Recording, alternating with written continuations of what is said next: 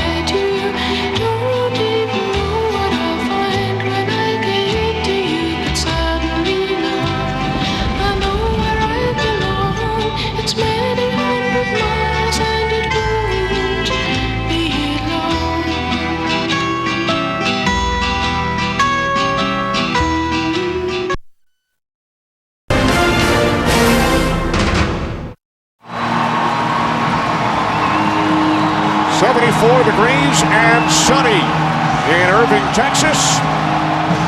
The 4-3 Dallas Cowboys without Tony Romo missing his second consecutive game. Well, at least we know about it now. And last week in St. Louis, I think Tony felt he could play. He comes back out, and I think it was really getting the ball from the center. The quarterback-center exchange was the problem. He's the number 3 quarterback. So we've got some finality to work with today, and the Cowboys now, I think that gives them some options as this game moves on. The Cowboys have won the toss. Matt Bryant gets things started. Miles Austin on the return for the Cowboys. Cuts to his left, across the 20 to the 23, a 20-yard return by Austin. Tenard Jackson made the tackle. So Brad Johnson leads the Cowboys out. They will start from their own 23-yard line. And again, it is critical for the Dallas Cowboys to come out and get off to a good start. Jason Garrett was very, very open with us and said the way that first quarter went in St. Louis, it was not fair for Brad Johnson to be in that situation, really making his first start since 2006. So it's critical for everybody. Come out, do your job. Don't press. Let him play the game. But as Tony Siragusa said, he can't just manage it. He's got to contribute this afternoon. Johnson on first down, looking to throw. Dumps it off, incomplete. Intended for Marion Barber. Barrett Ruud on the coverage. You think that maybe against this Tampa Bay defense, does that play to the strengths of Brad Johnson? Because this group plays that Tampa 2. They've got some single high safety, get 8 in the box. Barrett Ruud having a breakout year controlling that defense, but they're going to give you the check down and rally up and tackle. We're going to see how that plays into this game. Does that favor the way that Brad Johnson plays the quarterback position? Wilton shifting, 2nd and 10 to hand off to Barber. And Barber is bottled up, fights his way back to the line of scrimmage. Barrett Ruud made the tackle as Barber gains just 1. Marion Barber, 5th in the NFL in rushing and 2nd in the league in yards from scrimmage. And if you want to look at one person who's going to be the key contributor this afternoon, it's Marion Barber. He will be the key to how this offense plays, because if he can get rolling, if that offensive line can give him some lanes and he can get rolling, that opens up play action. It allows Jason Garrett to do some things to take the pressure off of Brad Johnson. 2 tight ends, Terrell Owens split to the left, Patrick Creighton in the slot. 3rd down and 9. Johnson in trouble, throws it away, pressured by the left corner, Philip Buchanan. Not a great start for this offense. They came out 3 and out, looked very inefficient, very inefficient. Philip Buchanan at the top of your screen, he's right up on the line of scrimmage. Martellus Bennett comes out, he turns around, he's the hot receiver, but he's got Philip Buchanan is in Brad Johnson's face immediately. I think that's what Monty Kiffin's going to be doing all day, Moose, is bringing that pressure. Sam Pelescu, his 2nd game with the Cowboys, punting to Clifton Smith, activated by the Bucs yesterday. He was with them in training camp, and a big return by Smith into Cowboys territory, and then it's the punter, Pelescu, who makes the big hit, taking down Smith following the 19-yard return. Hey, Goose, we've been talking about this for weeks, right? Who's going to step up and make a big play? Who's going to get this team going? And when you got to wait for your punter to get this place energized, maybe it's worse than we're thinking right now. What a great hit by the punter, Sam Pelescu. I've never seen a punter on a highlight film, Moose, but this could be our first ever. Ever. Nice hit. Welcome to the NFL, Clifton Smith. The Bucs rookie return man out of Appalachian State, Dexter Jackson, inactive today, so we will see Smith on the returns, and he will certainly remember that one. Bucs start from the Cowboys' 47. Garcia to the outside, and the catch is made by the former Cowboy, Antonio Bryant. He's forced out of bounds by Anthony Henry after a pickup of 8 yards. And Jeff Garcia back as a starting quarterback, a 2-game winning streak, playing really well. And I tell you, here's the key to this offense. This offensive line group coming up here, the 2nd youngest group in the NFL, and they are downright nasty. David Joseph having a heck of a season already. Jeff Fain kind of coordinating that group at the center position. On 2nd and 2, Garcia to Bryant again. A 1st down and more. Antonio Bryant takes it down to the Cowboys' 28 before he was tackled by Zach Thomas. Bryant gains 12. And he's been their go-to guy. Now, here's a good story. You know, the Antonio Bryant, I'm going to get back to this after we do this Dallas defensive line. These guys have got to step up, especially the front 7. You know, DeMarcus Ware, yeah, he's been on a great run. Grady James coordinating that group, but we've got to find a way to get Greg Ellis involved if you're a Cowboy fan. They've got to do something. This secondary, they've got to step up and make some plays, and they've got to tackle well this afternoon. 2 tight ends from the 27. This is Ernest Graham. And Graham, with 2nd effort, gains 4 down to the Dallas 23 before he was brought down by Jay Ratliff. Yeah, but we've heard so much about Adam Jones and what happened with him and his one opportunity to be here with Dallas, and we have to go to the other side of that equation. And Antonio Bryant, he's out of football last year. He's had some run-ins here in Dallas, in Cleveland, the spots that he's been at, San Francisco.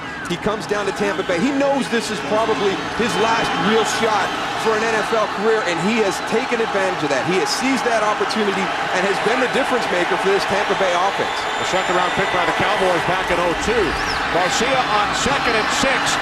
It is Bryant again, his 3rd catch of this drive.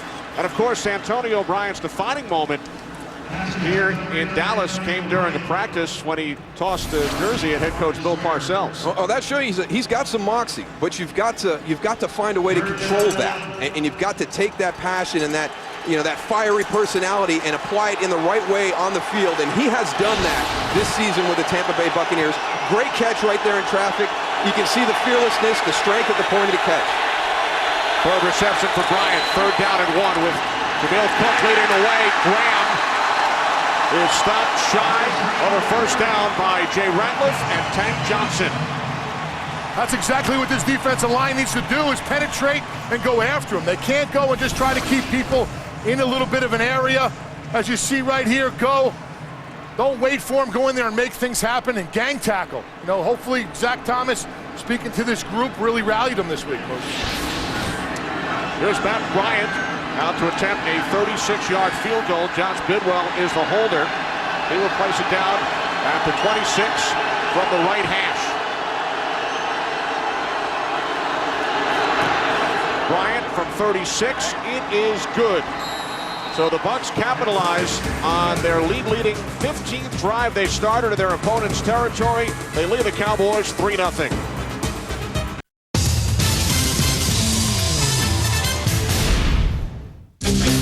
See the very best of the college football season on NASN. Every Saturday begins with College Game Day, as Chris, Lee, and Kirk visit a different campus each week before we kick off live coverage of games from across the USA. He heads for the corner. Touchdown! Plus, we've got more live matchups during the week and first air games Sundays and Mondays. If you miss any of the action, catch all the highlights with College Football Final each Sunday. And during the week, keep up with all the latest news by watching College Football Live, ESPN's 30-minute interactive highlight show. Glad to have you with us on College Football Live. Want even more choice of live games during the regular season? Sign up for our additional coverage on ESPN360.com, featuring up to 25 live games a week. As the season reaches its climax, we've got great conference championship games, and the College Player of the Year is honored with the Heisman Trophy. Touchdown, Texas! In December, the postseason gets started with coverage of all the top bowl games, including every BCS game and the national championship game live from Miami. Lynn rolling left, lofts it to the end zone. Celebrate college football's 140th season right here on NASN. Check NASN.com for weekly schedules and game previews. Buccaneers out to a 3-0 lead. They take advantage of the 19-yard punt return by Clifton Smith. 36-yard Matt Bryant field goal. Buccaneers over their last 3 games plus the first 4 minutes today have outscored their opponents in the first quarter 27-0. Bucs have gotten off to some great starts. Isaiah stand back out to the 20-yard line. Adam Hayward made the stop, an 18-yard return. Project who's leveled by Dion Phaneuf. Dion Phaneuf in a tower of power. Dion Phaneuf just explodes it. I never enjoy a hit. I can't afford to. I forget about it as soon as it's over. Others, they won't be so lucky.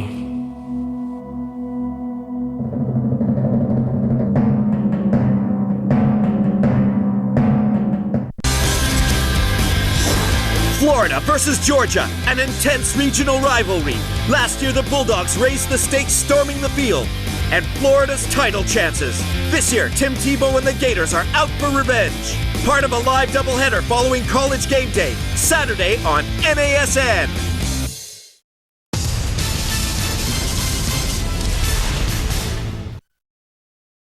It's 3-0. Kenny Albert, Darryl Johnston, Tony Siragusa. Cowboys' second drive.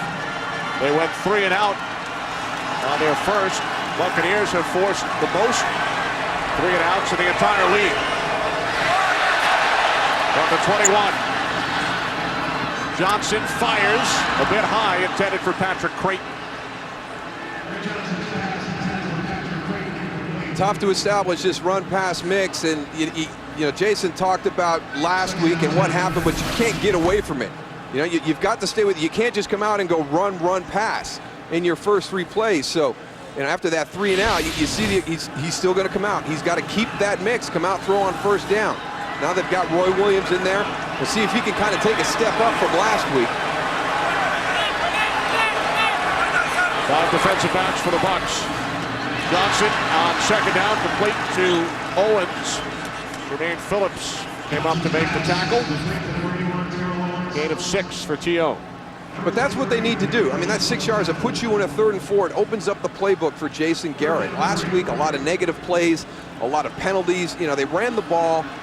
Marion Barber had a nice day, but he had 45 yards on that opening drive. They had a lot of 0-yard carries, 1-yard carries that put them into some tough down and distance situations. 2 tight ends, 3rd down and 4. Cowboys have to get to the 31. Johnson to the outside. He was looking for Owens. Philip Buchanan on the coverage. So for the 2nd consecutive drive, the Cowboys go 3 and out. I don't know if Terrell Owens was supposed to come inside or outside on that, but Brad Johnson throws that ball way behind. We saw that a lot last week, too.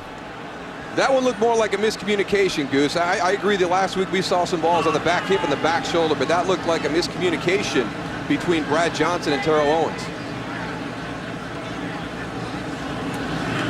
Pulaski's 2nd punt. It's a good one. Taken out the 24 by Clifton Smith. And Smith returns it out to the 38. 14-yard return, 48-yard punt. Jeff Garcia and the Bucs offense when we come back.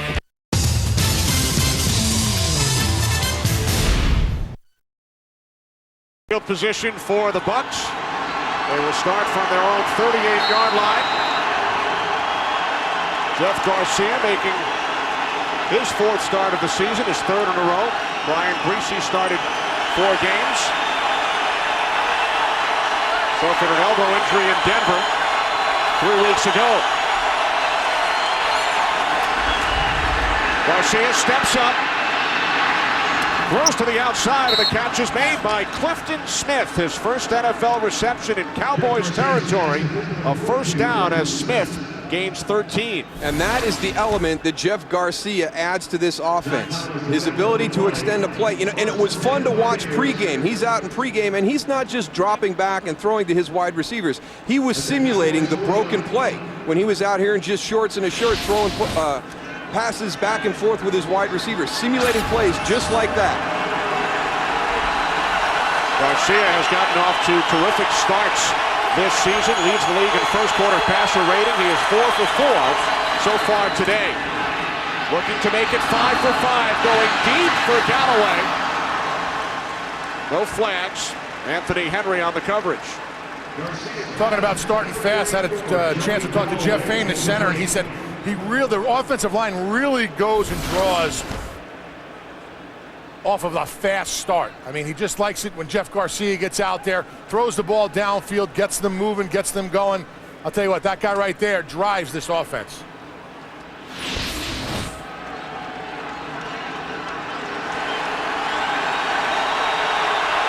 Second and 10, Warren Dunn alone back. 3 receivers set. Garcia to Antonio Bryant, his 4th reception, tackled at the 42 by Zach Thomas after a gain of 7, setting up 3rd down and 3. And one of the things I think that Jeff Garcia will take advantage of today, I want you to see the distance pre-snap. I mean, look how far off the ball Anthony Henry is to Antonio Bryant. That's easy pitch and catch. That's a quick 7 yards. It puts you in a manageable 3rd down situation. You've got 2nd and 10, and you are giving that much cushion. You're just asking to be in these situations all afternoon. 3 wide receivers, 3rd down and 3. Timeout call by the Bucs. So Garcia heads over for a chat with head coach John Gruden. 3rd down and 3 when we return to Irving, Texas.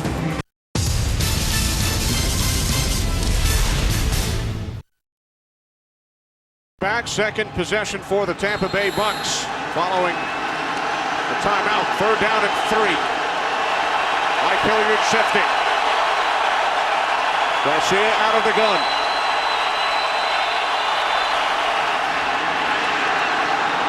Garcia again looking for Antonio Bryant. Anthony Henry on the coverage. Garcia took a hit. Bucs will punt it away. But that time they got up. They pressed everybody across the board against the Tampa Bay Buccaneers. Challenge that release, disrupt that timing. And there's Ken Hamlin coming three, Garcia making the throw under pressure. But you can't just sit back all afternoon. They've got to find a way to manufacture some pressure in those situations. Patrick Creighton back deep for the Cowboys. Josh Bidwell from his own 47. Fair catch called for by Creighton. So the Cowboys pinned inside the 10. 35-yard punt. Jason Witten, Terrell Owens, and the Cowboys offense coming up.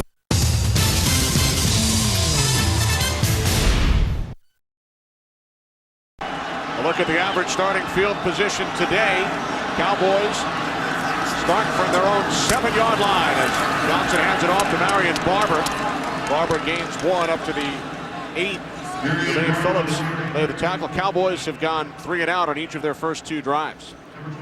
Yeah, well, you saw one of the reasons, field position. That's going to impact some stuff. But the one positive thing so far this week compared to last week is the fact that their defense has kind of risen to the occasion in sudden change. That first drive started in Dallas territory. They held the Tampa Bay Buccaneers to a field goal. They made a nice stop on a 3rd down play inside Dallas's territory. So the difference I'm seeing right now, at least the defense is playing better. But this offense does not look really well right now. Creighton split to the left, Owens to the right. Cowboys keep it on the ground with Barber. And Barber fights his way up to the 10-yard line. Derek Brooks along with Jermaine Phillips in on the tackle. Derek Brooks starting his 200th consecutive game for Tampa Bay as the Bucs shuffle personnel. 3rd down and 7. Bucs, of course, facing quarterback that helped lead them to their Super Bowl back in January of 2003. John Gruden has a lot of respect for Brad Johnson because of the relationship they had in winning that Super Bowl championship. So the guys who were on the team with Brad, they know what he's capable of, but they also know how to defend him. So there'll be a little bit of a chess match going on during the course of the day. Penalty markers on 3rd and 7. And there is one of those critical mistakes that this team has struggled with during the last 4 weeks. Ball start. Offense. Number 76. Penalty is half the distance to the goal. 3rd down. That's the left tackle, Flozell Adams, and Gary Jones mentioned the penalties on our pregame show during his interview with Pam Oliver. Talked about penalties and missed assignments as 2 of the big reasons the Cowboys have lost 3 of their last 4 games. That's why there's not a real big sense of panic here, because they feel there are things that are within their control, but you walk a very slippery slope when you take some of that approach. It's not just that. There's so many different things that are hampering this team right now. 3rd down and 12, the draw. Barber out to the 13-yard line. Tackled by Cato June after a gain of 8. So for the 3rd consecutive drive, Cowboys go 3 and out, Tony. One thing I'm seeing in the middle of the field is you got Chris Hovan, both tackles wide open. That's why they try to run it up the gut. Both of the tackles are lining up outside of the guards, and the linebackers are stacking them. The middle of the field is wide open. If they break that run right there, it's going to be a huge game. I'm going to be looking for that all game. Valescu punting to Clifton Smith. Terrific kick. Taken out the 34 by Smith. Smith out to the 48-yard line. 14-yard return. 53-yard punt. Kevin Burnett made the tackle. Once again, good field position for Tampa Bay. Coming up, the second half of our Fox doubleheader. Many of you will see the Giants and the Steelers. 49ers with their new head coach, Mike Singletary, hosting the Seahawks. A note to our viewers in Houston and Jacksonville, you will not see a doubleheader game, but please tune in to Fox at 7 Eastern for the OT, followed by Game 4 of the World Series between the Phillies and the Rays. Tony Romo can only watch for the 2nd consecutive week. Last week he was listed as the number 2 quarterback. He's the 3rd quarterback today as Ernest Graham gains 4 into Cowboys territory. It was awful nice to get a chance to sit down and talk to Ernest Graham last night. And John Gruden mentioned, you don't see many guys in the NFL today volunteer to go up and play fullback. He had a great season last year, filling in when they had injuries at the running back spot, and all of a sudden, they've got Warwick Dunn back and healthy, and Ernest Graham volunteers to go up and play fullback. Graham down to the 46-yard line, picks up 2. How hard is it for a guy who's played running back for his whole career to make the transition and learn all of the intricacies of the fullback spot? Well, number one, you know, when he walked into the room, I kind of kidded with him. I said, you're not a halfback that's going down to play fullback. You were a fullback that got to go back and play halfback. I mean, he's a big, thick guy, big shoulders, big neck. So, and he's very capable physically of playing the position. And then it's just a mentality. And you can see right there, you know, he has the mentality. He is not afraid of contact. I didn't see any neck at all, Moose. I saw just a little bit. Go down at 4. Penalty flag as Garcia shovels it to Dunn. And Brady James was there to make the tackle at the 45, but the penalty looks to be against the Dallas defense. Yeah, it looks like DeMarcus Ware was a little bit early on that. Boy, again, just critical penalties. Offside. Defense. Number 94. 5-yard penalty. First down. When he first jumped, I thought he just had great timing, because there wasn't a flag. It was a little bit late coming in. They get Jeff Garcia out of the pocket, but there you go again. I mean, Jeff Garcia, the play is never over when he's back playing quarterback. He has a lot of Tony Romo in him, or is it the other way around? They got to go the other way around just because of age. From the 41 on first down, Garcia to the near side, and the catch is made by the tight end Jeremy Stevens. Mike Jenkins, the rookie out of South Florida, Tampa native, makes the tackle. Gain of 9 for the former Seahawk Stevens. I'm sure they'd like to get that matchup again. You could see Jeremy Stevens took Mike Jenkins for a little bit of a ride there, got some extra yards, and there's that tackling issue. It's going to be critical today for the cornerbacks of this Dallas defense to tackle well. Mike Jenkins, Anthony Hendry, Landry Scandrick, when they have an opportunity, they've got to get people to the ground. Grab the fullback, and the handoff is to Graham. Dunn was lined up behind him, and Graham picks up the first down. Getting back to that Cowboys secondary, of course, without the suspended Adam Jones. Roy Williams, strong safety, out for the season. Terrence Newman still out, so the Cowboys missing 3 key elements of their secondary. Yeah, an area on the team that when they were in preseason, probably the deepest group that they had. And you talk about the guys who were there, and Brian Stewart had to feel very fortunate to have that depth. They've needed every single bit of that depth to get through this tough situation that they've had over the last 2 to 3 weeks with injuries and suspensions. 3 wide receivers for the Bucs. First and 10 from the 31 as Garcia fires, and the catch is made by Michael Clayton. And he picks up a first down, gain of 17 for the former first-round pick out of LSU. You know, this is the second catch we've seen. This is what this offense is doing. These aren't great balls. Look at the catch by Michael Clayton. Back shoulder, in traffic, goes up strong, not worried about taking the hit. We saw one earlier in the game from Antonio Bryant. Went across the middle, went up strong, knew he was going to take a hit. This Tampa Bay team, John Gruden remembers that Thanksgiving game. They are not going to walk in here and be intimidated at all by this Dallas Cowboy team. Dunn tackled by Ware, who lost his helmet, as we check in with Kurt Menefee in Los Angeles.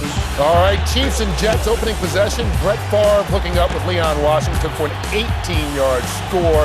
Favre 6 of 7, 68 yards, and a touchdown on the first drive of the game. And it's a 7-0 Jets lead early on. Kenny? Thanks, Kurt. So Favre off to a good start. Garcia is 7 of 9 in the first quarter for the Bucs. Second and 10 from the Cowboys 14. Garcia moves to his right and now dumps it off. There's a penalty marker. Was he across the line? And you only have to have part of your body behind the line. I mean, you could have your big toe behind the line and it counts, but Jeff Garcia got confused where the line of scrimmage was on that one, I think. You're right, Darrell. As long as some part of his body is behind the line, it's legal. Illegal forward pass. Quarterback was beyond the line of scrimmage, number 7. 5-yard penalty. Loss of down. Third down. We'll keep the blue line in for the line of scrimmage, and you can see, boy, it's close because you don't need a whole lot. If he'd have just stuck that foot back, you saw him kind of pick up that right foot. If he'd have kind of hung that right foot back, I think that play would have been okay. Almost had the toe over.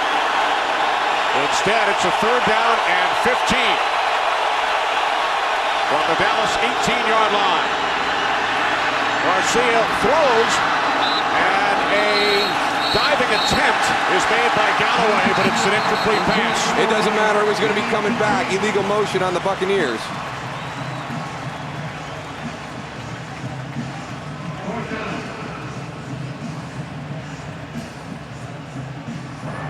Illegal motion. Offense number 89. The penalty is declined. 4th down. Antonio Bryant just getting a little bit anxious as he comes in motion and kind of gets leaning forward. But again, you know, we've got the wide receivers of the Tampa Bay Buccaneers going out and helping their quarterback, trying to make catches. Joey Galloway needs to make that catch. It would have come back, but you know, that's the first time that one of his wide receivers hasn't come down with a nice catch. Another 36-yard attempt from the exact same spot as his first field goal. Matt Bryant from the right hash.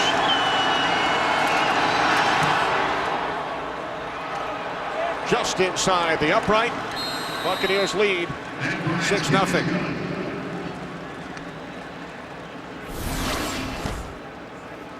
Just snuck that one inside the right upright.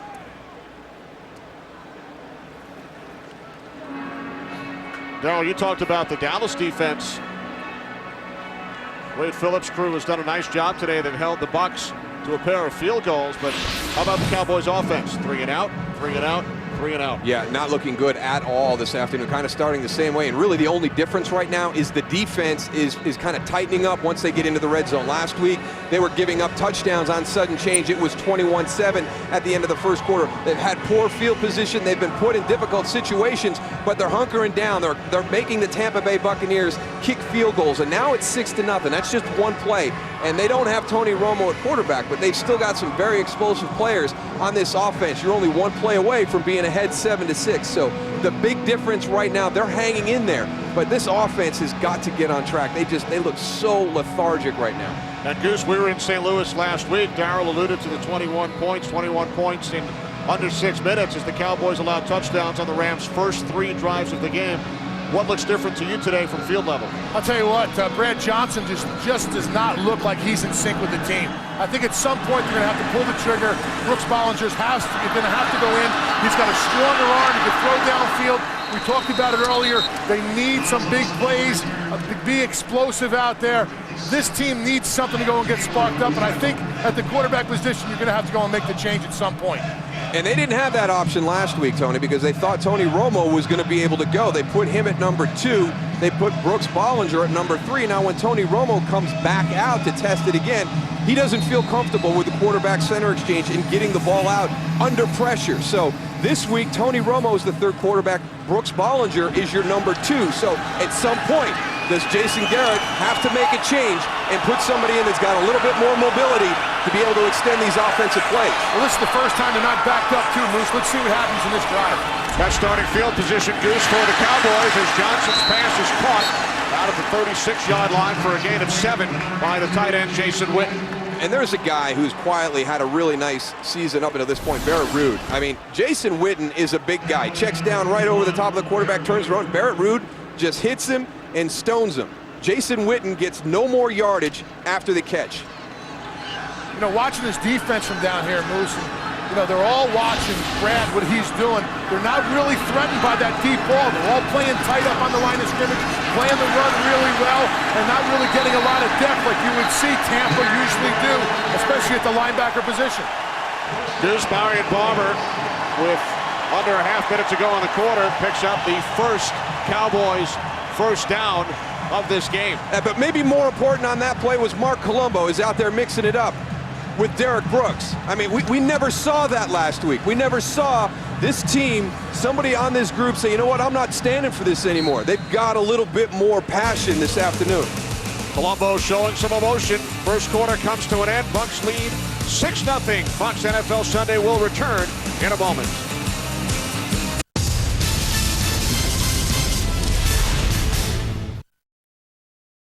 The Cowboys, Jason Witten over on the sideline having trainer Jim Maurer, and that's one of their doctors, Dr. Cooper, taking a look at him. He's battling some rib issues that he had last week in the St. Louis game, had a shoulder earlier this year from the Philadelphia game. First and 10 from the 40. Roy Williams makes his first catch as a member of the Dallas Cowboys. There's 75 again, that's right. Somebody's got to do it. Somebody has got to be that guy. I mean, you're sitting here at 6-0. You're as flat as you were last week in St. Louis. Mark Colombo is going to be the guy that goes out and stirs the pot. And if you're going to leave Roy Williams one-on-one, Deuce, there it is. You've been talking about it up until this point. They finally found him. They need to find him more. He's been in man-to-man coverage. I think he's had 3 or 4 plays in there already. He's the guy you want to just throw the ball around. You don't even have to throw it perfect to him. Williams gained 7, played sparingly in last week's game. Marion Barber picks up another Cowboys first down into Bucs territory as we check in once again with Kurt Menefee. Kurt?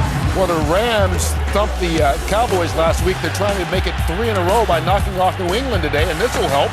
Mark Bulger's longest touchdown pass of his career, 69 yards to the rookie Donnie Avery, and the Rams have a 10-7 lead in the second quarter. Back to Kenny Moose and Goose.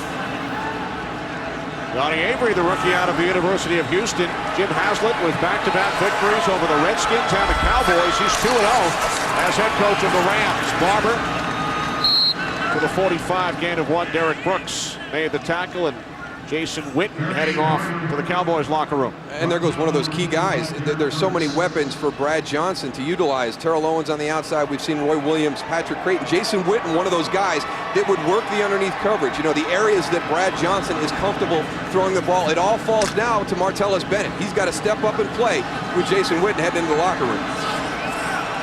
Moose, I've had them rib injuries, man. You can't even take a deep breath, and it looked like as he was walking into the tunnel, he was really stiff back there. So, it's got to be giving him some big-time trouble. 2nd and 9. Johnson looking for the other tight end, Tony Curtis. Cato June on the coverage. A little bit of pressure right into Brad Johnson's face coming off the edge.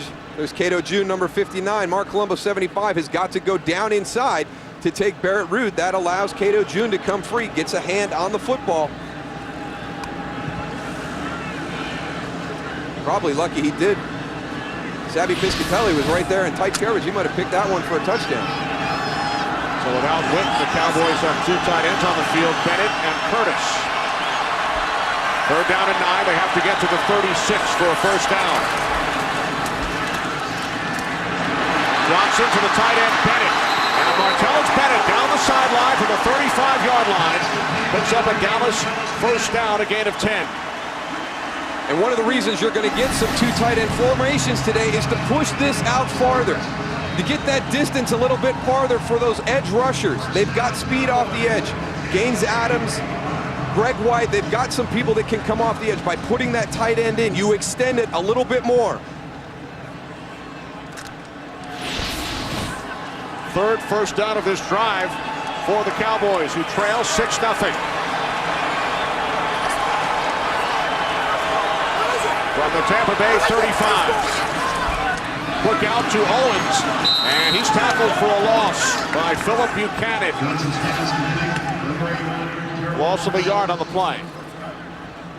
And Terrell Owens, we talk about a Cowboy team that's been in a little bit of a funk. Terrell Owens has been in a little bit of a funk. Right there you see that's over 20 yards per catch and 4 touchdowns in the 4 wins. That production is cut almost in half.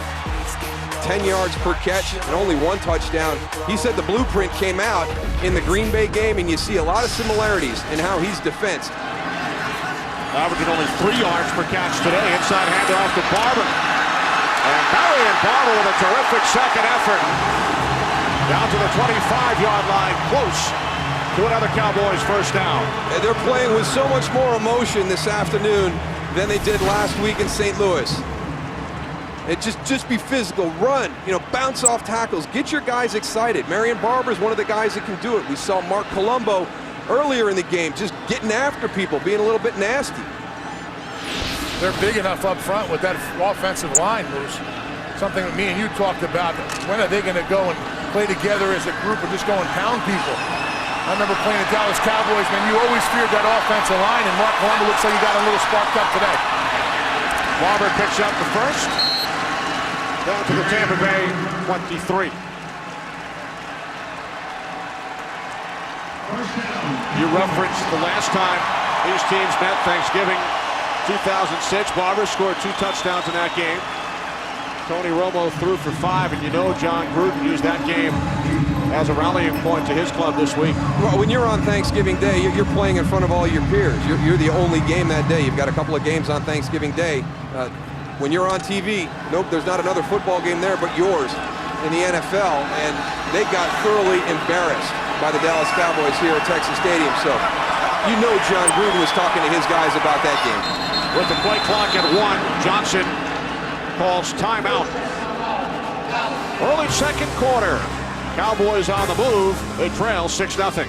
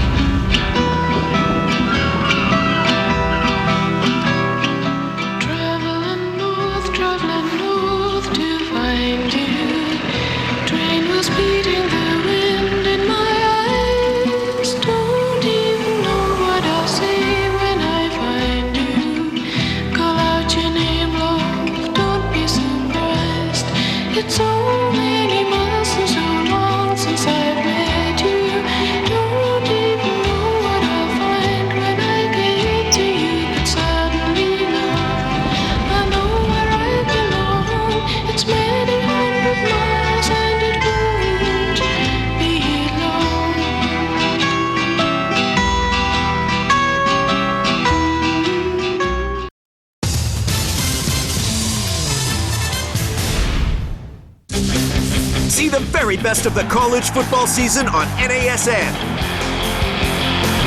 Every Saturday begins with College Game Day, as Chris, Lee, and Kirk visit a different campus each week before we kick off live coverage of games from across the USA. He heads for the corner. Touchdown! Plus, we've got more live matchups during the week and first air games Sundays and Mondays.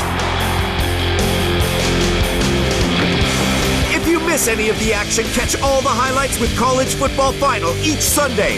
And during the week, keep up with all the latest news by watching College Football Live, ESPN's 30-minute interactive highlight show. Glad to have you with us on College Football Live.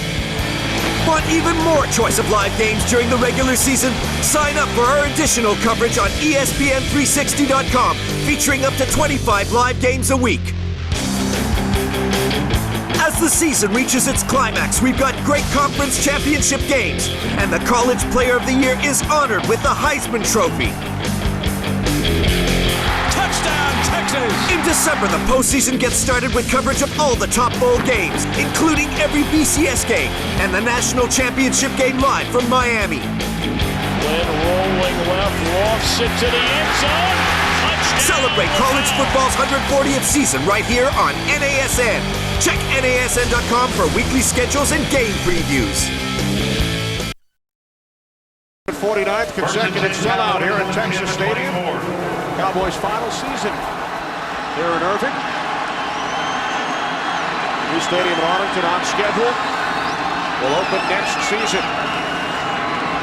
1st and 10 from the Bucs 24. Johnson nearly intercepted. Derek Brooks got a hand on it. You think that's a little bit of inside knowledge there, Goose? I don't know. He was looking right at his eyes on that one. He drops back. He locks in. Derek Brooks, he's gonna know Brad Johnson as well as any teammate would know his quarterback. You practice against each other in training camp, so the one thing that they talked about is he'll give you a quick look one way, but when he comes back, that's where he wants to go with the football. Derek Brooks, reading his eyes, got right into that throwing lane. That's that one opportunity that you wait for the whole game. You know you got to make it, and then all of a sudden that happens. Pass was intended for the tight end, Curtis. 2nd and 10, Barber breaks one tackle, breaks another, and takes it down to the 20-yard line. Gain of 4. Again, the Cowboys without their leading receiver, 3rd leading receiver in the NFL, Jason Witten.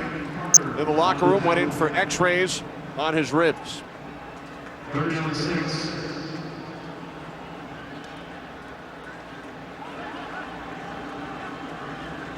Cowboys went 3 and out on their first 3 drives. This will be the 13th play of this drive.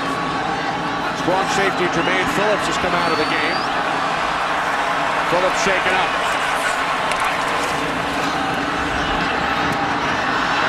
Johnson nearly picked off this time by Philip Buchanan. Patrick Creighton, the intended receiver. One of the things that Tampa Bay historically has done a very good job is once you get into the red zone, they do not allow touchdowns. For Monty Kiffin, it's all about points. You can move up and down the field, but he is going to challenge you to get points. Again, Philip Buchanan, almost an opportunity for a turnover. So the Cowboys very fortunate. Derek Brooks and Philip Buchanan a chance to keep these points off the board. Couldn't come down with an interception. Brad Johnson stays on the field. He will hold for Nick Folk. A 38-yard attempt from the left hash. And the Cowboys are on the scoreboard. A 14-play drive, but they score just 3.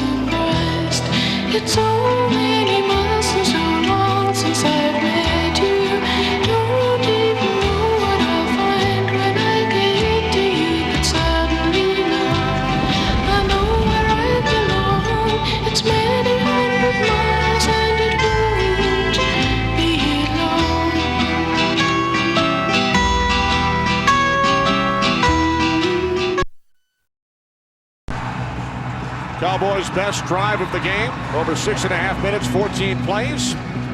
Marion Barber, 27 yards on the drive as the Cowboys picked up their first 4 first downs of the game.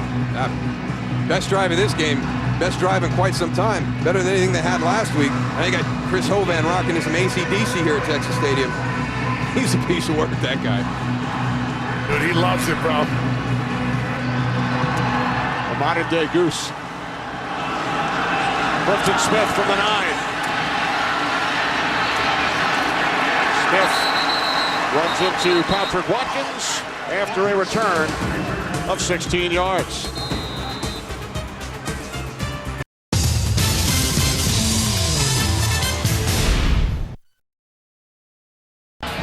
Nice.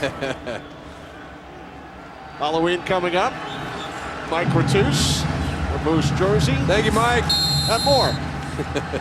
That's the real Moose down there. Such a good news for the Cowboys. Jason Witten has returned to the sidelines. Garcia with the toss, and Graham slips in the backfield, loses 2 yards. You hear a lot of people talk about the dynamics of a football team and the 3 phases, and right now, you know, for the first time in a while, you're seeing Dallas kind of play off the emotion from the previous group. It was the defense that got it started. Special teams comes out, has a nice coverage on the kickoff, and now the defense is back out, the offense with a long drive. So, you know, everything, the defense held them in at the beginning of the game. Then it was Mark Colombo who kind of got a spark to the offense, and then Marion Barber followed that up. So they've got to just keep building on that emotion that they've created right now. Second down and 12. Garcia's pass deflected. Jay Ratliff got a piece of it. So the Bucs now facing 4th down and 12. Tony, you mentioned Jeff Fain and how well he's playing. And when we talked to him yesterday, Jay Ratliff was one of the guys that he mentioned right away. A guy that doesn't get a lot of credit, but very solid in that front 7 for the Cowboys.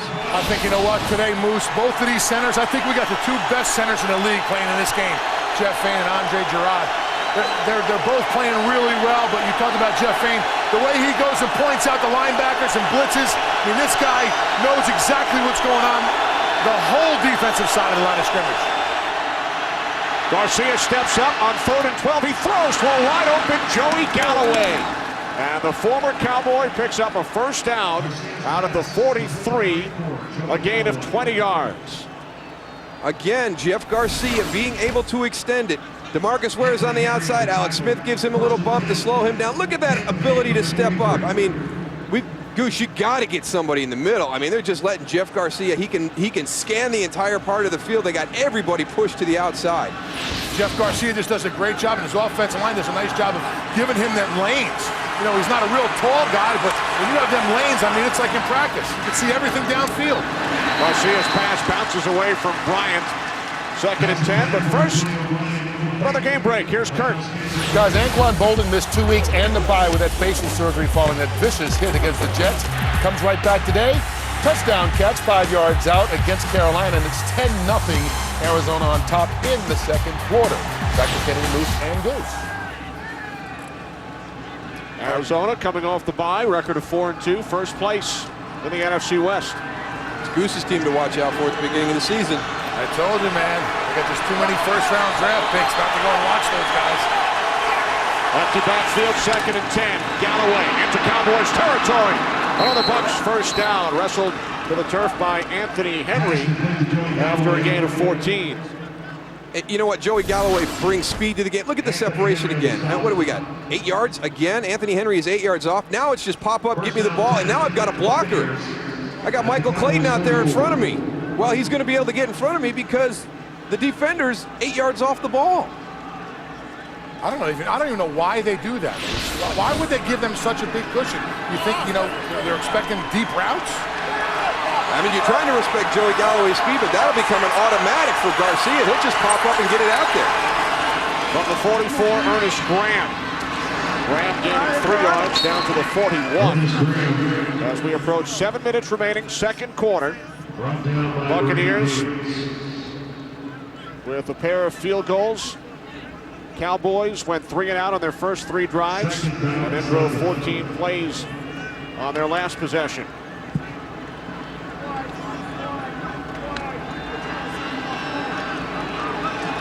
Stevens, the tight end, split out to the right. 2nd down and 7.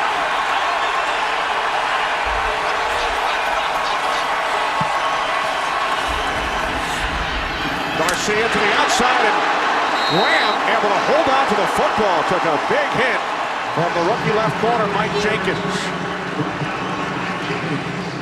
There's some of that toughness at Ernest Graham. Scott, he'll do anything for you. Team guy split out right on the hash. Here he is, going to run a little out route. Got the pressure on Mike Jenkins. Great job seeing everything in front of him. Comes up, puts a big hit. But Ernest Graham holds onto the ball. Now you got a 3rd and medium. It's manageable. You put that ball on the ground, you're 3rd and long. Tampa Bay doing a good job with a lot of the attention to detail in this game so far. 3rd down and 4.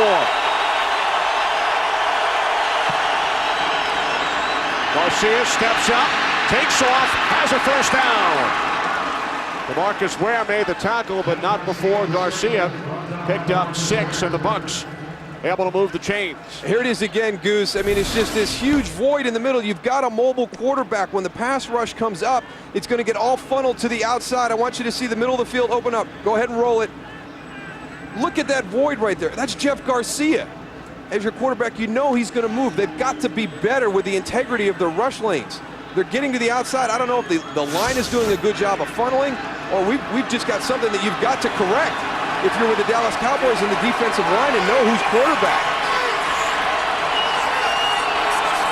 From the Cowboys 32, Ernest Graham. And Graham muscles his way down to the 25-yard line, gain of 7 before he was tackled by Chris Canty. You know, that middle of the field, Moose, Chris Canty and Jay Ratliff, what they're doing is they're lining up outside of the guards. Take a look at that here. Here they are right here, outside of the guards, both of them. Okay, that leaves this whole area wide open. Go ahead, run that, guys. Both of them taking that outside pass rush. Boom. Jeff Garcia, if you give him that time, not just he'll be able to run, but a guy like that will be able to see the whole entire field. We talk about going and having good vision. Man, you got great vision when you have that middle of the field just open up like that.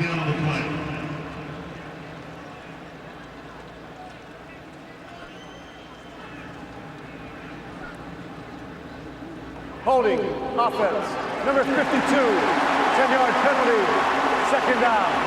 That's on your guy, Goose, the center, Jeff Fain. He's doing whatever he can out there to try and get it done. You see him, he knows, hey, listen, sometimes they're going to get you. You got to keep them hands inside. Hey, listen, that's what they do. They hold as best they can. You get some, you lose some, but I always liked it when they got caught. Being a Pro Bowl alternate last season as a member of the New Orleans Saints. Originally drafted by the Cleveland Browns in the first round. 2nd and 13 following the penalty. Garcia, good protection, hits Warwick Dunn for a gain of 5 down to the 30. Kevin Burnett made the tackle. Better job by the interior guys this time, Goose. There's Chris Canty, kind of staying in that middle of the field, not choosing to slide to the outside. A little bit harder for Jeff Garcia right there. You saw the arms coming up, trying to block that throwing lane. It's okay to line up out there, Moose, but you got to know how far you come up, and then you got to get back in front. You know, if you can't get that pass rush or you're getting doubled, you got to get in the passers. Line of vision and get your hands up. That's where them tip balls are going to come from. 3rd down and 8, Goose. 11th play of the drive. Again, it looked like Ware jumped. Penalty flags. Marcus Ware was called earlier. And this one looks to be against the Cowboys as well. Offside. Defense, number 94. 5-yard penalty. Replay 3rd down.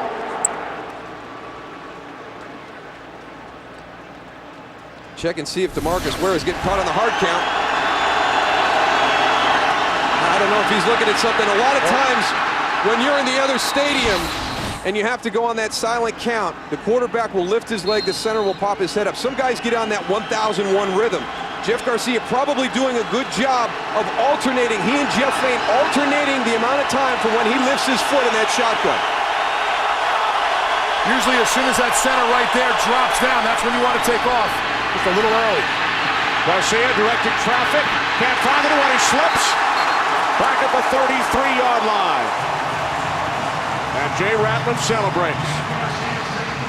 Moose, you know this is a game of momentum, and right now that Dallas defense has got some momentum.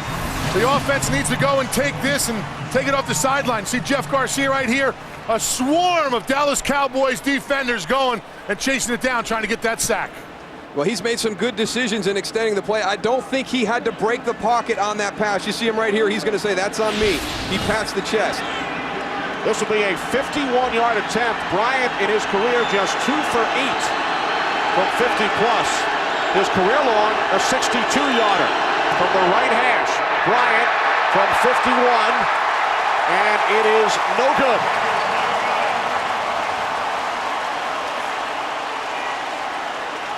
Wade Phillips is excited.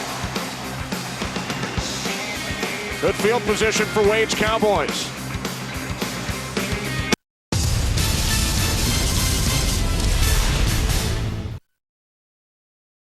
Who's that handsome guy in the middle? Yeah, Aiden Wallace enjoying a little bit of the Cowboy game. Wearing number 48 down there. I see it, Moose. Just like Dad.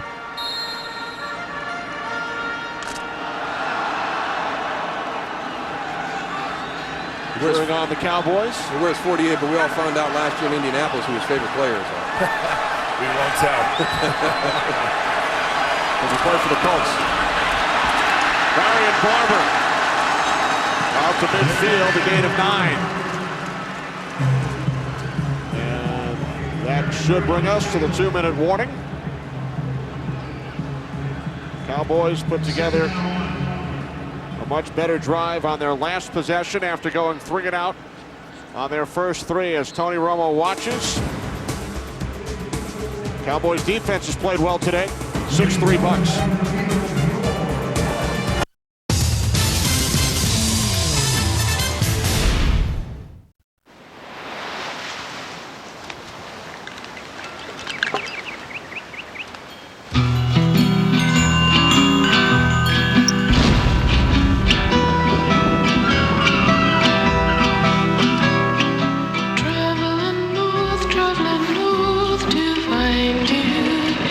Train was beating the wind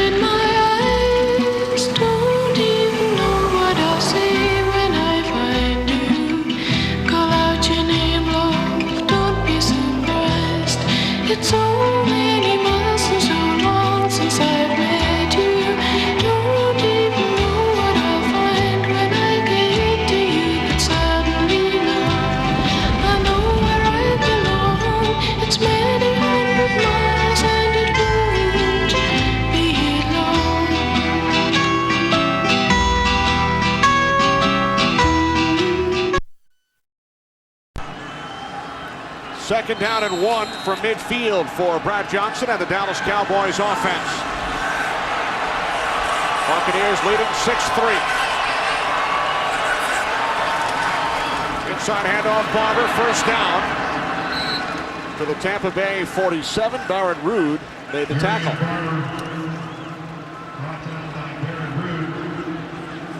First down, Cowboys, the Buccaneers 47. Cowboys have 2 timeouts.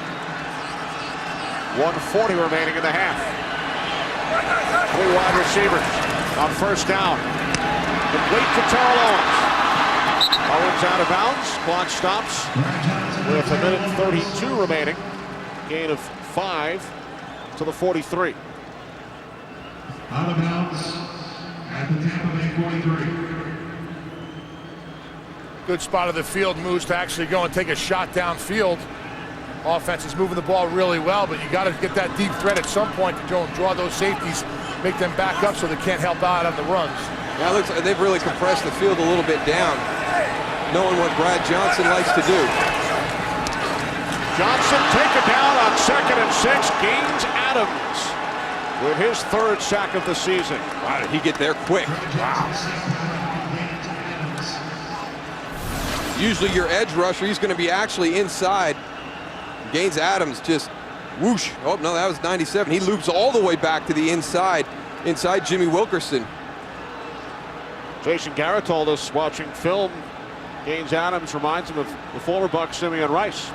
Very athletic, and it was a concern of Jason Garrett. The speed off the edge, that is where this big offensive line has struggled. In Arizona, last week in St. Louis, the athletic, quick defender bringing that pressure. Gaines Adams fits that model.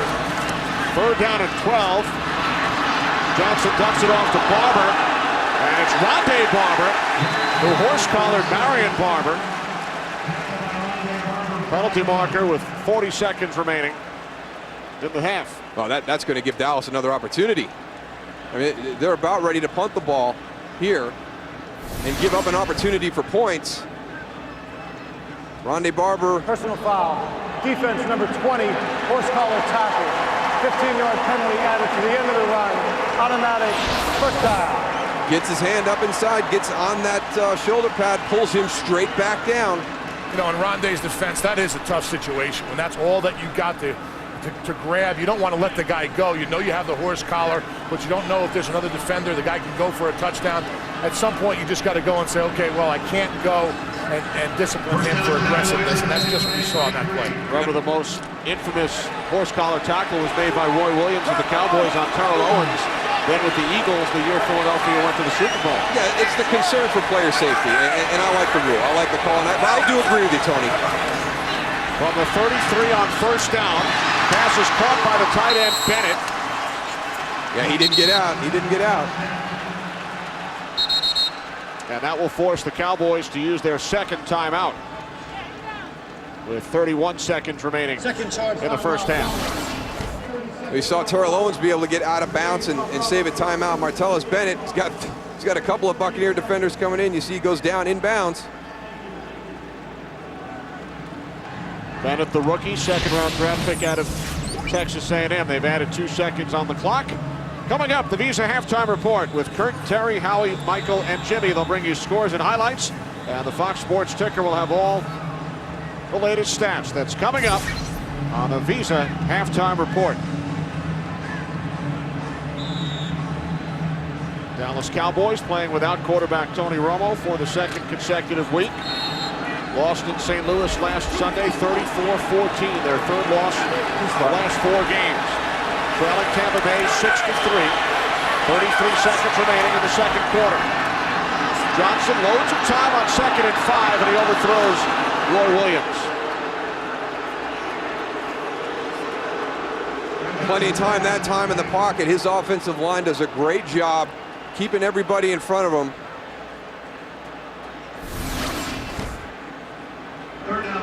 Roy Williams on the bottom. Martellus Bennett drop back. Philip Buchanan drops back. Good coverage on that side. Don't give up your points. Don't try and force the ball. Like you said, Tony, you can kind of get it somewhere near Roy Williams. He might be able to go up and make a circus catch. Yeah, you don't have to rush that. I mean, you made a great point, Bruce. The offensive line did a great job. I was watching Come down here, just need to relax a little bit. Needs to relax and go and pick his poison. 3 wide receivers, 3rd down and 5. Johnson to Williams. There's a penalty marker. Philip Buchanan made contact with Roy Williams. And this will stop the clock with 24 seconds remaining. Cato June made the tackle. But all you young guys out there, watch Roy Williams work back to the football. Don't stand there and wait for the ball to come to you. Philip Buchanan is in a good spot. Roy Williams works back to prevent Philip Buchanan from being able to make a play on the ball.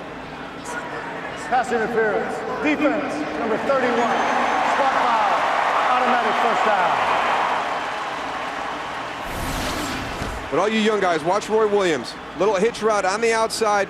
Philip Buchanan sees it, jumps it, keeps his body, screens him. He's moving back. Doesn't allow the defender to get through to make a play on the ball. And good concentration at the catch. A lot of contact before that ball got there. And as the penalty was announced, Roy Williams emphatically signaled first down, and a couple of Bucs defenders got up in his face. They were not happy about Roy showing some emotion as Johnson throws it out of the end zone. Another penalty flag. I had Terrell Owens on a double move. See if we get illegal contact. You wonder if this ball will be ruled uncatchable. Well, it's not pass interference. I think they're going to call illegal contact. Prior to the pass, illegal contact. Defense, number 25. 5-yard penalty. Automatic first down. It's on the rookie out of Kansas, Akeem Talib. He's had a great rookie season. They're going to go a double move. Terrell Owens, a little hitch and go. There's the contact right there, beyond 5 yards.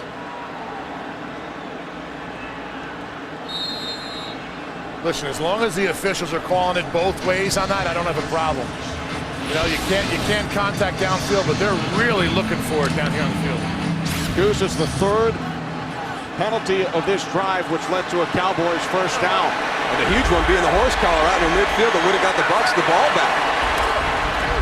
Johnson with time, looking for Owens in the end zone. Incomplete. Sabby Piscatelli in for the injured Jermaine Phillips, who suffered an arm injury. Piscatelli on the coverage. It is so hard to fit the ball into these small windows once you get down inside the red zone. Now, Akeem Talib is there, but he's going to have help over the top. There's Sabby Piscatelli right there. That is a tough throw. There are small windows down here. The advantage goes to the defense when you get into the red zone. That's why the running game is so important. Tampa's doing a great job of covering outside. The middle of the field is still a vulnerable spot for them. It's tough now at this stage, Tony. You're in a 2-minute drill. You've got to throw the ball, so you got to find a way to get into those small windows. Johnson to Patrick Creighton. Inside the 5, down to the 3. Cowboys will use their final timeout. And some more extracurricular activity. Penalty markers are thrown. Mark Colombo right in the middle of it again. Yeah, be a guy who gets your team fired up, but be smart. Don't do something that costs your team points.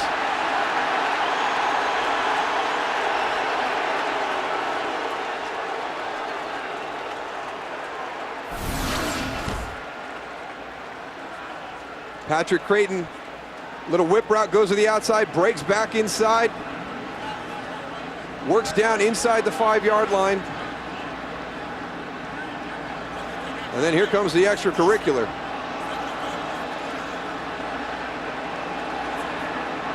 Cato June does a nice job of standing up to Mark Colombo. He's a big dude now. Now, I know they don't like to do offsetting penalties anymore, but it'll be interesting to see who they tag with this one if they do. After the play, personal foul. Defense, number 59. Penalty is half the distance for the goal. First down, Dallas. And it was a point of emphasis a couple years ago in situations like that. They want one of the teams to be penalized. They don't like to do an offsetting personal foul penalty, so they go with Cato June as the person who is the instigator in that. Got to be able to maintain your composure. Mark Colombo coming in, stirring the pot, gets him to take a swing. You know, Moose, it's never the first guy that initiates it that gets the penalty. It's always the guy that retaliates. Now, Wade Phillips, guys, watch his timeout back. Cowboys called timeout as the flag was thrown, so the clock stopped. And if he still has a timeout, the Cowboys could potentially run a play, and then if it does not get them into the end zone, kick a field goal. That's all clean right there. You know, a little bit of shove after that. There's the swing. Once you throw.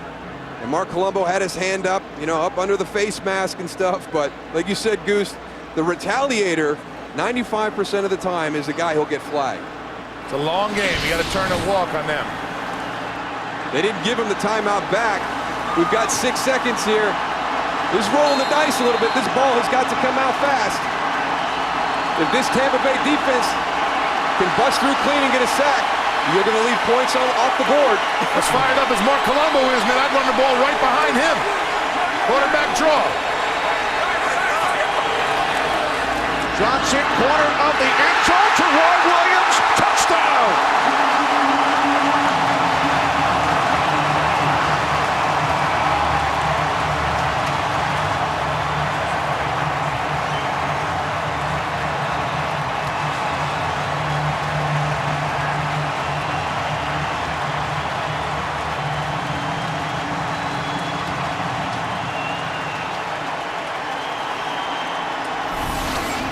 This is what Roy Williams was brought to do. Into the Dallas Cowboys, one-on-one on the outside, very athletic, big receiver, jump ball by Brad Johnson. He goes up and gets it for a touchdown. Nick Folk adds the extra point. Roy Williams grew up in Texas, a huge Cowboys fan. He loved Herschel Walker. He's played in this stadium in high school, in college, as a visiting player with the Detroit Lions, his home debut with the Cowboys, and he scores his first touchdown in a Dallas Cowboy uniform. It is a gutsy call, in my opinion, because, you know, things can go wrong, and this is a team. You've got 6 seconds. You lost your last time out. You see how quickly the ball comes out, so they take care of business right there. And there's Roy Williams going up, making a big catch in the end zone. But remember how many defensive penalties by that Buccaneer defense. 4 times. They gave Dallas another first down, and the critical one out near midfield on a 3rd and long. Dallas elects to dump off a little screen pass. Rondé Barber gets the horse collar tackle, gets them the first down, and John Gruden, you can understand why he is so angry right now. And there's a little guy we saw out at the practice field on Friday. He's a big T.O. fan. He's going to be a big Roy Williams fan now after getting that football. And the evil eye of John Gruden.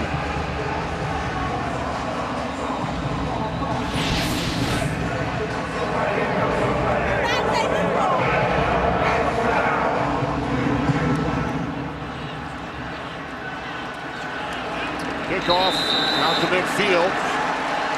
Adam Hayward falls on it. And for the first time this season, the Tampa Bay Buccaneers trail at halftime.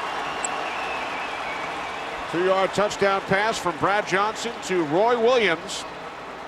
Cowboys capitalize as the Bucs commit 4 defensive penalties on that Dallas drive. And the Cowboys lead at the half by the score of 10-6. It was 31 years ago when they had their first. A lot of emotion there, ebbing and flowing back and forth.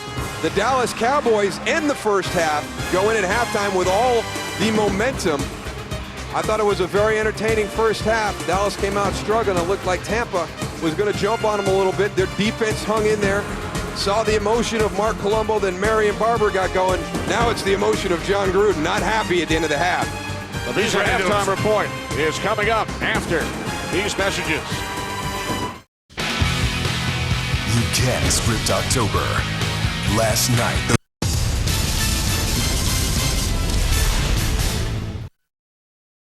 The halftime report. Kurt Menefee along with Terry, Howie, Michael, and Jimmy. Take it away, TB. All right, Tampa, Dallas's new punter, Sam Polescu just drills return man Clifton Smith of the Tampa Bay Buccaneers, no score. And then Jeff Garcia, a little quick slant, which is a mini post, 17-yarder to Michael Clayton, led to a Matt Bryant, 36-yard field goal, 10-6, Dallas on top of the Tampa Bay Buccaneers.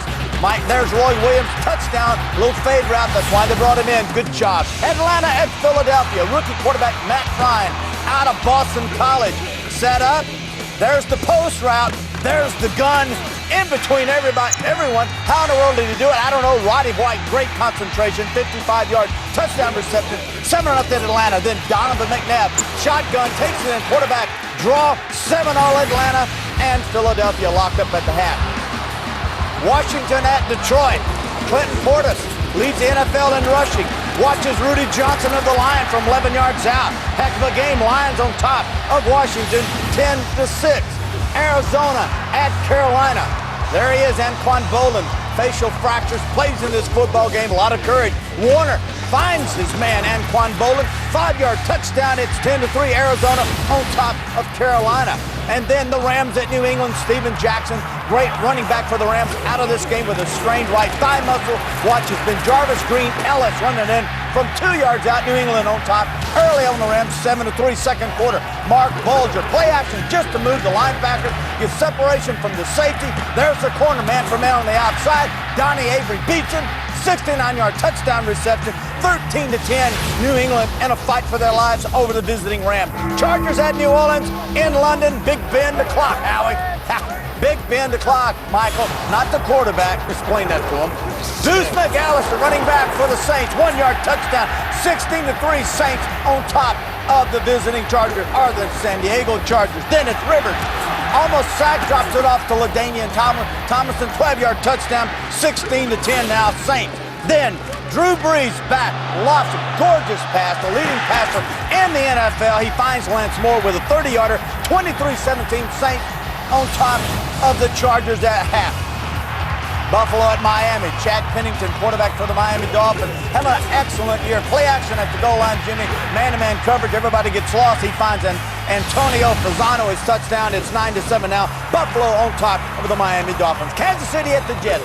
Brett Favre, under a lot of pressure, drops it off. Great call. Screen pass. You can't beat it when you're getting rushed. He finds his man. 18-yard touchdown pass to Leon Washington. 7-0 second quarter. Tyler Thigpen in for the injured Brody Croyle. Nails this 19-yard touchdown pass to the guy that doesn't want to be in Kansas City. Tight end Tony Gonzalez were tied up at 7-all until Leon Washington, Jimmy. Look at him go. 60-yard touchdown. We are now tied up. Kansas City and the New York Jets. 14-all. And right now, Joe Flacco and the Ravens rolling over the Raiders. 19-0 to count in that one at halftime. But Howie, back to Tampa Bay and Dallas. And talk a little bit about trying to defend a guy like Brad Johnson at quarterback. Well, it's an abbreviated field. You know, the thing that Dallas has missed on offense this year are the big plays, with the exception of the Philadelphia game earlier in the year. Now you lose Felix Jones, home run hitter, and you've got Brad Johnson in there. Stationary quarterback. You're defending an abbreviated field. If it weren't for the Cato June penalty that gave them added life down there in the goal line, Rory Williams gets the fade route. That's the kind of route Brad Johnson can throw. At this point in his career, he's not going to extend the field. It allows Tampa Bay to defend a shorter field. Howie, I think as quarterbacks get older and they lose their legs, they lose the touch on the deep ball. They can still drill the underneath the routes, and that's where Brad Johnson's going to struggle throwing the deep ball. The added emphasis by their football team, the Dallas Cowboys, this week, though, I think has helped on defense. It's cut down on penalties, and really penalties helped him because Tampa did have the penalties and put them down in scoring range. That's what they need, the offensive line to step up. Marion Barber needs.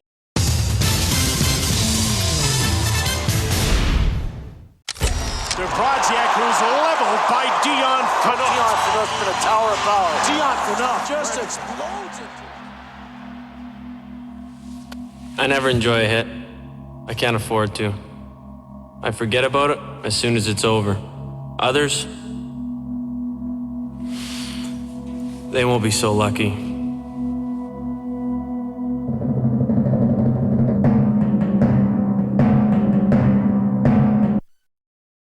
Dallas Cowboys lead the Tampa Bay Buccaneers at halftime by the score of 10-6. Fantasy numbers from the first half: Jeff Garcia, 12 of 17. Marion Barber, 50 yards on the ground for the Cowboys. Antonio Bryant, the former Cowboy, with 5 catches, 33 yards for the Bucs. For the latest in fantasy stats, log on to foxsports.com. Moose is the man here in Dallas. Darrell Johnston, Tony Siragusa, and I will return with the second half in just a moment.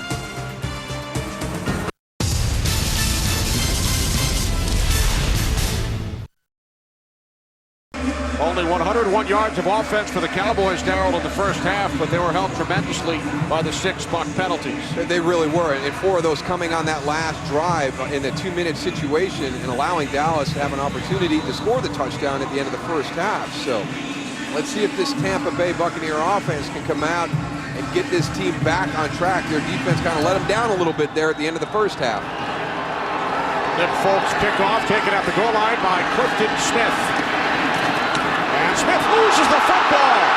It's still loose. Cowboys have recovered. Bobby Carpenter on the bottom of the pile. A couple of flags come flying. Clifton Smith making his NFL debut, had the big return in the first quarter, but this time he coughs it up. The Dallas special teams, much maligned over the last few weeks, finally makes a big play to help out this team. Let's see if he was going to switch hands as he came through. No, just a good arm on the ball. Now it's a free-for-all. You never know who's going to come up with it. As a fumble recovered by Dallas. After the play, we have a personal foul, 25 of the Cowboys. 15-yard penalty, first down Dallas. Good news, bad news. You recovered the fumble, but we're going to push you back out towards midfield. More good news than bad. There's Patrick Watkins right there, coming in, taking somebody off the pile. Quincy Black standing around. I don't know. You know, the ball's on the ground, Goose. It's a free-for-all there for a while. No, at that point, you got to just try to pull people off the pile. That's what they teach you to do, and I don't know if that's a foul or not. I wouldn't call it. But it does force the Cowboys back 15 yards to the 48 as Johnson hands it off. And it's taken down to the 43-yard line, gain of 5 for Marion Barber. And good news for Cowboy fans, Jason Witten in there lead blocking for Marion Barber. And there's Barrett Root again. I mean, not a lot of people know about Barrett Root who are fans of the NFL across the country, but he has put together a real nice first half of the season for this Tampa Bay defense. The Bucs' leading tackler also has 2 interceptions and a sack this season. Second down and 5. Johnson to Barber. Barber knocked out of bounds by Cato June at the 41-yard line, setting up third down and 3. And you heard Howie Long talking in the halftime show about the style with Brad Johnson. There's one of the plays right there. Some short routes down the field. If it's not there, out quick to the swing to Marion Barber. Let him get some positive yards. Keep yourself ahead of the chains. Stay in some manageable third down situations.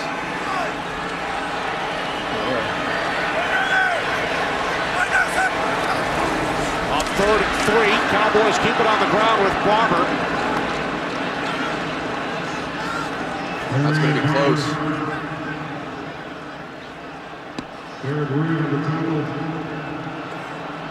And again, Barrett Ruud made the play.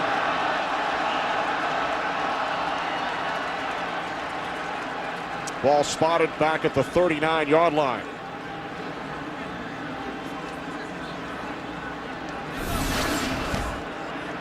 Barrett Root again, number 51, coming out, taking on Andre Gerard, the center, working through him to get to Marion Barber. Here's back-to-back big calls by Wade Phillips in this Cowboy offense, going for it with 6 seconds left and no timeouts at the end of the first half. On 4th and 1, Barber has a first down. So Wade Phillips 2 for 2. If you're going for a championship, they're the plays you need to make, Moose. During the season, you're going to have them 4th and 1s, and you got to have confidence. The coach has to have confidence in you that you can go and make that and keep drives moving. Yeah, and that offensive line, you know, we talked about special teams being a question mark. They've been criticized a lot over the last few games, so it helps build their confidence, too, that the coach feels in a critical situation on a 4th down. He can trust them to get it.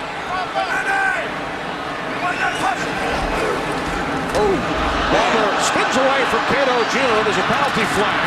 Sammy Piscatelli knocks Barber out of bounds at the 43. Loss of 6. Cato June almost took the handoff on that one, Moose. You know, Marion Barber was telling Brad, don't give it to me. Don't give it to me.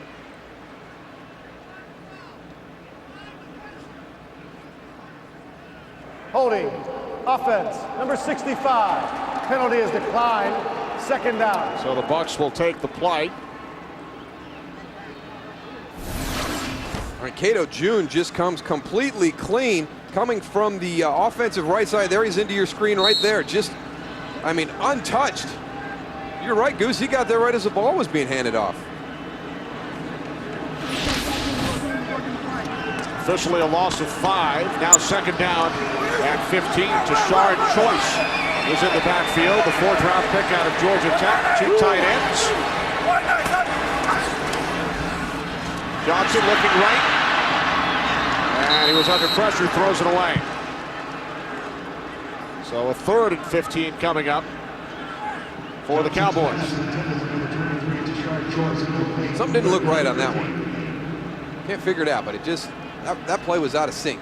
Yeah, it looked like the offensive linemen were all cutting up on the line of scrimmage like it was going to be a screen play. And then Brad decides to go outside. The offensive linemen looked like they weren't on the same page with Brad. We talked about this last week. This is the 11th drive the Cowboys have started in opponent's territory. They have not yet scored a touchdown. That is shocking. And that goes back to when Tony Romo was your starting quarterback, too. Started this drive at the Tampa Bay 48. 3rd down and 15.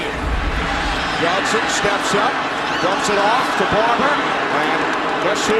Barrett Ruud right there to make the tackle, a gain of just 1. Now how about that 15-yard penalty after that recovered fumble now by Patrick Watkins? Pushes you all the way back out to midfield. Now you've got no chance for points because this offense had a missed assignment and turned Cato June loose, and he got in and had a big negative play. Now you're coming out punting after recovering a fumble on the kickoff to start the second half. Great job by that Bucs defense. And following the fumble, John Gruden does not use Clifton Smith on this return. He sends Ike Hilliard deep, and Pelescu's punt is fair caught by Hilliard at the 9-yard line. Cowboys unable to capitalize on the Bucs turnover.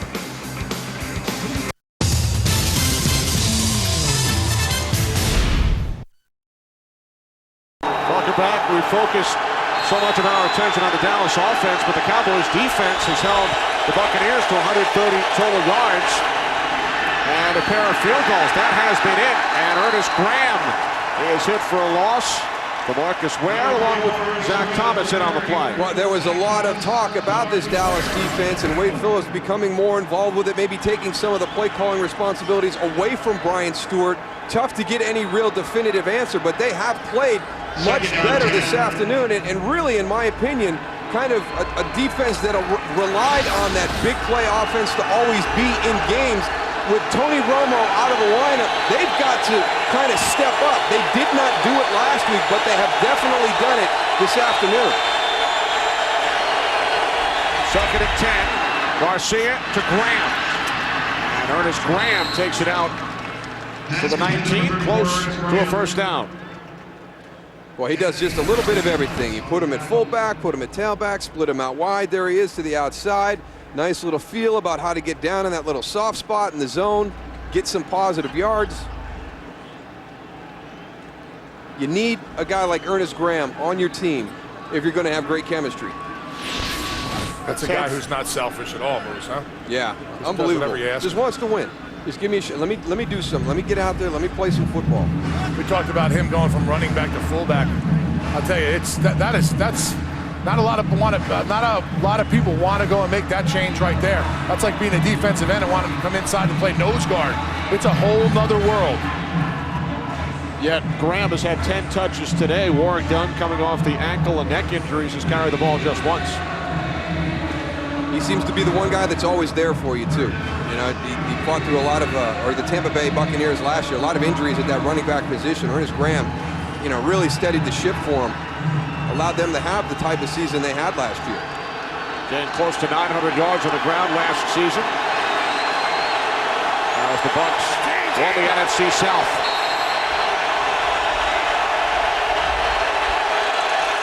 Third and inches.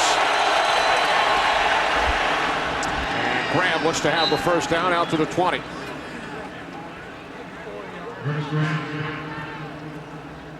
You know, you look at both teams, the Cowboys and Bucs, they both won their division last year.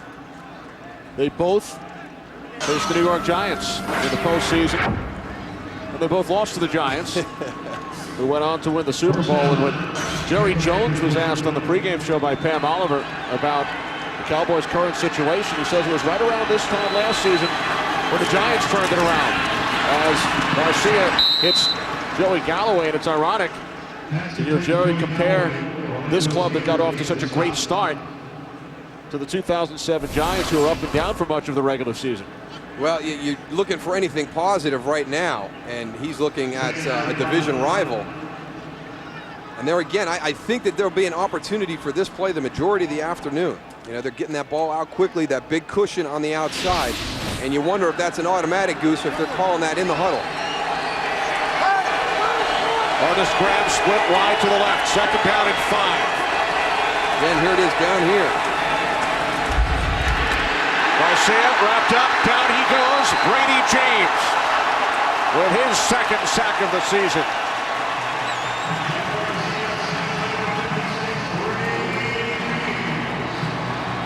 We hear a lot about the edge pressure, but not much about the inside guys coming. That time Brady James able to come clean and get the sack. A good feel to get his way through there. Let the linemen get engaged in their blocks. Nice little hesitation. Now he comes free. There goes Aaron Sears to lock on. You've got 2-on-1. That late blitz from the middle linebackers is the toughest one because the offensive linemen, they see him out of the corner of their eye, but they're not really paying attention. They're worried about those guys on the line of scrimmage. Garcia sets up the screen on 3rd and 11, and Dunn is tackled at the 21-yard line by Orlando Scandrick, the rookie from Boise State. Bucks needed 11. They gained only 3, and Brian Stewart is fired up. That's a nice play by Orlando Scandrick. You've got Warrick Dunn out in space on the screen. He plays it perfectly, kind of moves in from the outside in, doesn't give him the opportunity to bounce outside. There's 2 opposite ends of the spectrum right there. Frustration by Jeff Garcia. Orlando Scandrick all pumped up after making a nice tackle. Patrick Creighton back deep for the Cowboys, awaiting Josh Bidwell's kick. Wobbly, taken at the 43 by Creighton, tiptoeing up the sidelines. Excellent field position for the Cowboys following the punt of just 35 yards.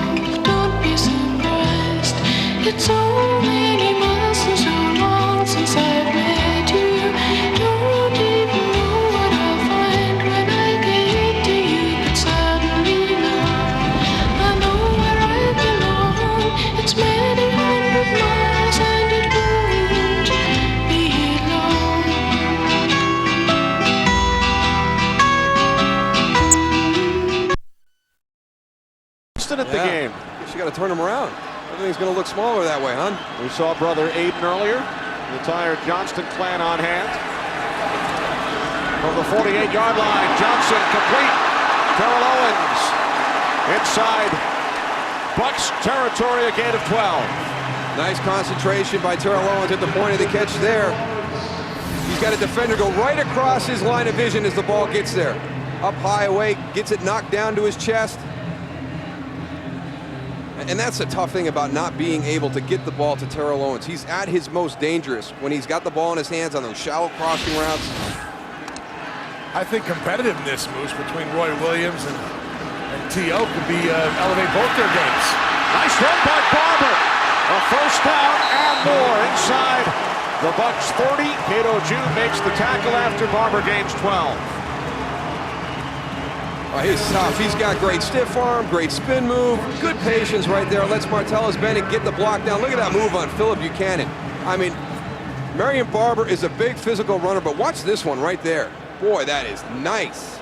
Don't want to see that one on Monday in films with all your buddies around watching, huh? Well, you think he's going to come out and just lower the boom on you, and then when you dip into the bag of tricks and he's got a spin move like that, look out. You got to take your shot. You got to keep those feet moving and try and knock him backwards. That was Barber's longest run of the day. This time he gains just 2 on the toss as we check in with Kurt Menefee in Los Angeles. Kurt? Well, looking a bit like Marion Barber is Brian Westbrook. First guy not going to stop him. Bounces off and just keeps on going.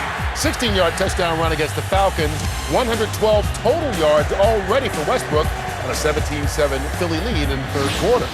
Back to Dallas and Kenny Moose and Goose. And Kurt, that is the first of a terrific sports doubleheader in Philadelphia today. The Eagles and the Falcons. And then game 4 of the World Series right across the street. Second down and 8. Off the hands of Williams. John Groot, in our chat with the Bucs head coach yesterday, referenced the Tampa Bay Rays a couple of times. In fact, he read the lineups for Fox prior to game 2 of the World Series. When we met the Cowboys, Chris Canty came in with the Phillies hat on, so we got support from each side. It looked like a brand new hat, though, Moose. You think he's a bandwagon guy? I don't know, man. It didn't look like it was worn in at all. He admitted he jumped on the bandwagon. He first grew up in Virginia. Third down and 8. Johnson with time. He throws incomplete. Intended for Owens. See, that's the thing right now. Brad missed 2 makeable throws on the last 2 possessions. I mean, he missed Roy Williams and the one before that. And now he's got Terrell Owens. Good release inside. Little wiggle right there. That's what happens when you don't get an opportunity to rep a lot of plays together. Well, that's what Jason Witten told us on Friday. He said last week was really the first time most of us played for an extended period with Brad. 45-yard attempt. Nick Folk. The kick is good. Folk now 2 for 2 today. He extends the Cowboys lead. It's now 13-6.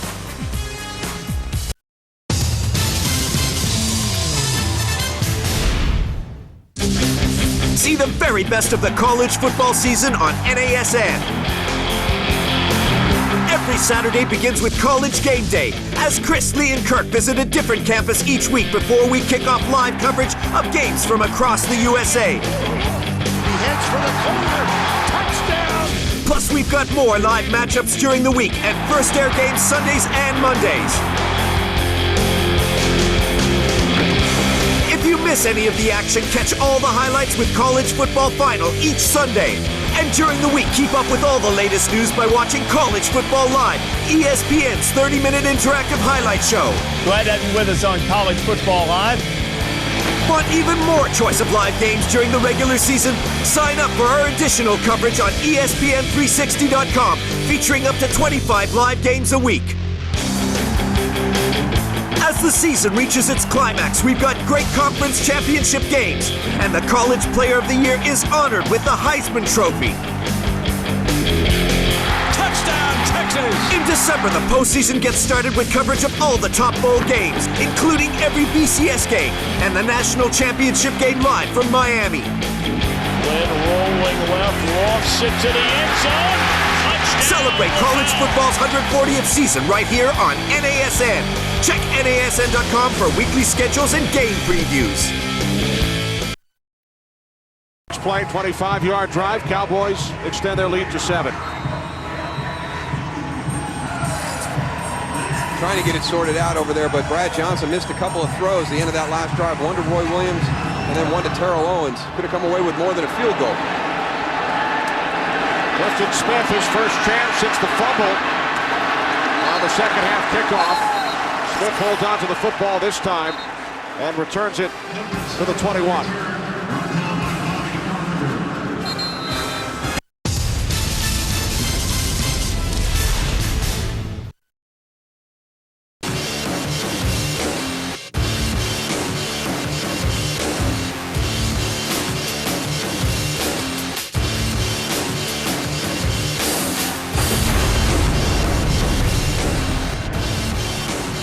Tampa Bay Buccaneers have only won one game in their history here at Texas Stadium, 1-8. Who was their quarterback that day? Brad Johnson. He's on the other side this afternoon. And the Cowboys lead 13-6. Curtis Graham out across the 25 to the 26-yard line. Marcus Spears made the tackle after a gain of 5. One of the things that Tampa Bay wanted to do, really the first time I've seen that today, we've been waiting for it. They displace a running back or a tight end outside and take Greg Ellis out of that formation and hand the ball off inside. Now, Greg Ellis was moving back inside, but it was one of the plays that Jeff Garcia felt that they could take advantage of some of the things Dallas does defensively, but really the first opportunity to see it in this game. Garcia pump fakes, now he throws. Intended for Michael Clayton. Michael Clayton gave up on that one, and you wonder if looking back into the sun that he couldn't find Jeff Garcia, because watch, this is a double move. You're working during the course of the game to set this up, but you know, it's kind of a half-hearted effort out there.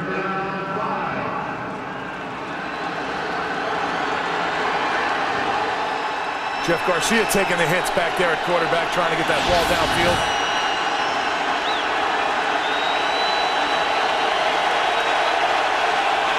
Three wide receivers, third down and 5. Bucks have to get to the 31. Garcia steps up, dumps it off, and Graham breaks a tackle, picks up a first down. Mike Jenkins thought he had him, but Ernest Graham able to break free for a gain of 11. You got to tackle. As a cornerback, we talked about it in the first half. They were going to do some things to force these cornerbacks to make tackles. And right now they're checking it down to Ernest Graham. Mike Jenkins is right there. Don't come up and throw a shoulder. Come on, Mike, wrap him up. How many times do we see that, Moose? It's almost every weekend you see them defensive backs come up and try to like tackle these guys just by going and throwing a shoulder at them. And these backs should know what it's coming, and they either stiff arm or lower his shoulder, like we just saw right there from Graham. But you're right, man. The fundamentals, you got to wrap the guy up, and hopefully your linebackers or something come and help you. You got a big guy. Garcia on first down. Clayton comes back to the ball, makes the catch. Some more bad news for the Cowboys in the secondary. Anthony Henry, a quad injury. His return is questionable, which is why we have seen Alan Ball in the game on this drive. Oh, here's that distance off the ball we've seen all game long. Mike Jenkins does a good job of jumping that. Okay, I guarantee you, John Gruden has seen that. Now we're going to get a hitch and go on the outside. At some point in this second half, when they get that big cushion on the outside, we'll get a hitch and go against Mike Jenkins. You read my mind, Moose. I was just going to say that. Hitch and go is coming. Second and 7. Down to the 45-yard line, Ernest Graham. Greg Ellis made the tackle, so the Bucks, as we approach 3 minutes remaining in the third quarter, trailing by a touchdown, now facing a third down and 2.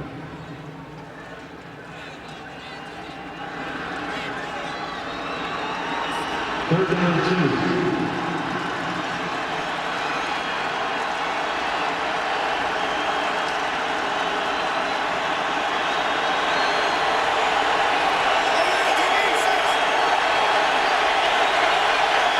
Two tight ends, Stevens shifting. Garcia looking to throw on 3rd and 2. He gets rid of it, wide open, the tight end, Alex Smith, inside the 25, and finally tackled out of bounds at the 21. A 35-yard pass play from Garcia to Smith. Oh, what a nice play call. They put Antonio Bryant split out to the left. They get him one-on-one. He's going to get safety help over the top. That's where the pump comes from. There's your new guy on the field, Alan Ball. Little hitch and go. Safety help comes over the top. And then you drag Alex Smith across into that vacated spot. Nice play call by John Gruden. Well executed. Good job of finding your way across the field and track it. Turned him completely loose. Jeff Garcia did a great job of waiting and being patient on waiting for that cross to come. Graham hit in the backfield. Loses a yard. On the previous play, longest career reception for the 4th-year tight end out of Stanford, Alex Smith. And this is where the Dallas defense has played very, very well this afternoon. Tampa Bay has gotten down into the red zone, and Dallas has been forcing them to kick field goals.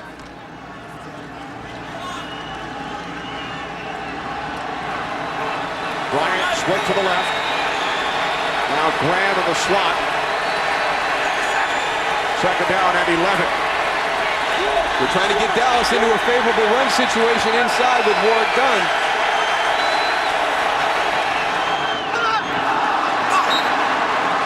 Jenkins on the coverage. Stevens, the intended receiver. That was the audible at the line of scrimmage by Jeff Garcia. They split Ernest Graham and Jeremy Stevens outside. They don't get the response from the Dallas defense that they thought. So Jeff Garcia is going to change it. I think that they expected to have a favorable count inside, be able to slip Warrick Dunn inside. They got to change it. So Dallas has done a good job because I think that's one of the areas that they saw on film that they thought they could get some good matchups. Third down and 11. Bucks have to get to the Cowboys' 11-yard line for a first down.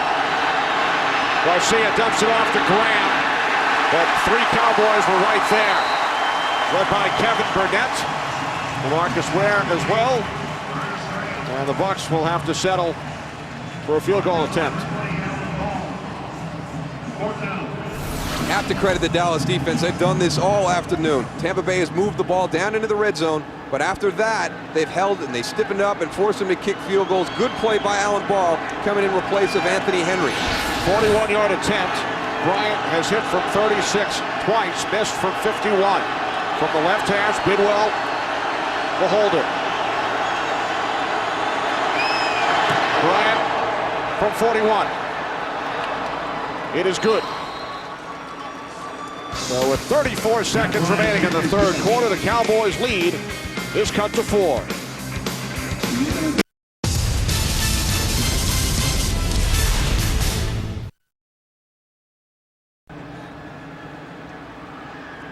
A 10-play, 56-yard drive for the Bucks. Matt Bryant's third field goal of the day. The Cowboys' lead is now 13-9.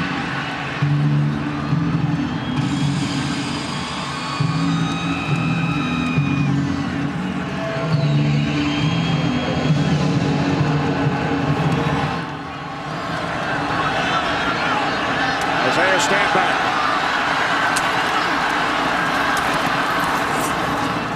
Stand back out to the 23-yard line. 20-yard return. Number 86, Isaiah Stanback on the return. Coming up, game 2 of our Fox doubleheader. Many of you will see the Giants and the Steelers, or the Seahawks and the 49ers. Last time the Giants played in Pittsburgh, you have to go all the way back to 1991. Both teams with 5-1 records. You know who the Cowboys will be pulling for in that game. They're going to be rooting for somebody. Yep. That's for sure. That will not be the New York Giants. They need a little help. They put themselves in a position where they're going to need some help down the stretch. Giants 5-1, Redskins 5-2. Cowboys 4-3, Eagles 3-3. Johnson to Barber. Breaks a couple of tackles and picks up a first down. Marion Barber out to the 37-yard line, a gain of 14, and that will bring us to the end of the third quarter. He's had a couple of catch and runs and a couple of carries where he's kind of given a shot of life to this offense with his effort. And there's another one to start this drive right here as we get ready to head into the fourth quarter. Cowboys take a 13-line lead into the fourth. Fox NFL Sunday will return after these messages and a word from your local Fox station.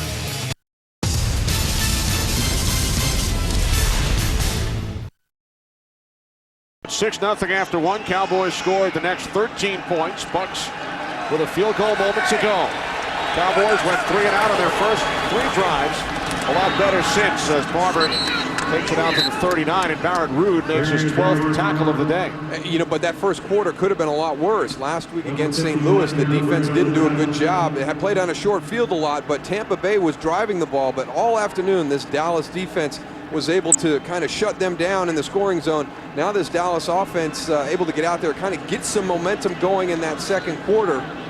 Haven't had the turnovers. They've played efficient, but you play this style, this game will hang in the balance in the fourth quarter. Second down and 8. Johnson in trouble. Gaines Adams gets him from behind. His second sack today. Talk about DeMarcus Ware jumping the ball. Gaines Adams does a great job of reading the center. As soon as he sees that center's butt go down, watch him come off the ball here. I mean, what a jump. There is no way that you're going to stop him when he gets a jump like that. Watch how close he is to the fumble, Goose. He comes through. He's got the big swipe. I don't know if Brad Johnson felt that and turned it and tucked it a little bit, but Gaines Adams just missed it on that sack fumble attempt. I think Brad didn't even think that he was back there by then. He still had the ball close to his body. Third down and 17.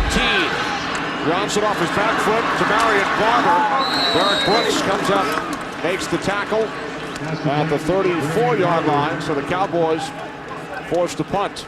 Moose, you know, you talked about the Cowboys and how offensively they're trying to keep it going. The one thing I don't like is I'm looking at, they have not had a pass over 10 yards in the air all game. Now that means you're not threatening those safeties back there. There's no threat of a deep ball. At some point, you need to go deep, especially with the receivers they have, and go and open it up a little bit for those little dink and dunk passes that you've been throwing all day. Clifton Smith on the return. Smith across the 40. Wrestled down by Courtney Brown. 40-yard punt, 17 on the return.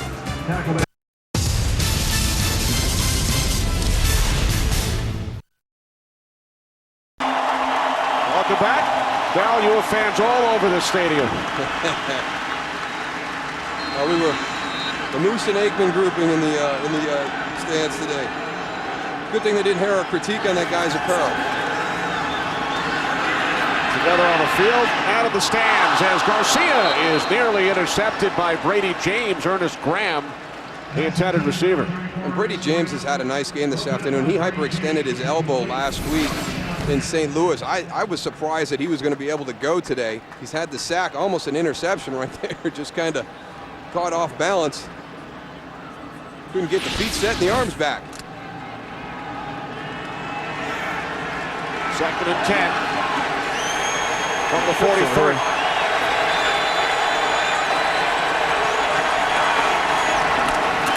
Garcia pump fakes, throws, and it's nearly intercepted. What a play by Galloway to knock that ball down and away from DeMarcus Ware.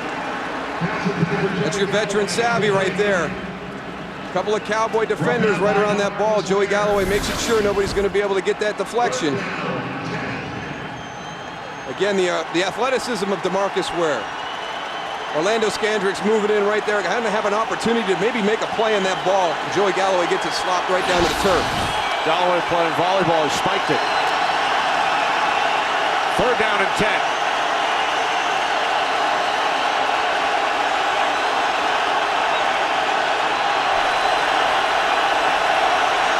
Bucks have to get to the Cowboys 47. Garcia, loads of time, now he throws, and a diving attempt is made by Michael Clayton.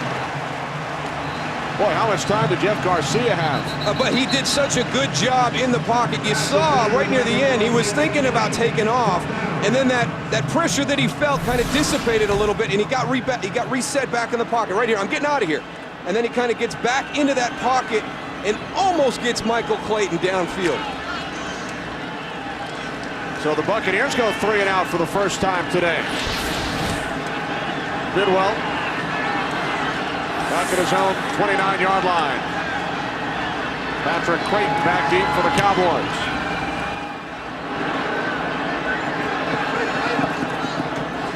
Clayton takes it out of bounds, but he signaled fair catch. So the Cowboys will start inside their own 15. They lead the Bucs by 4, early 4th quarter.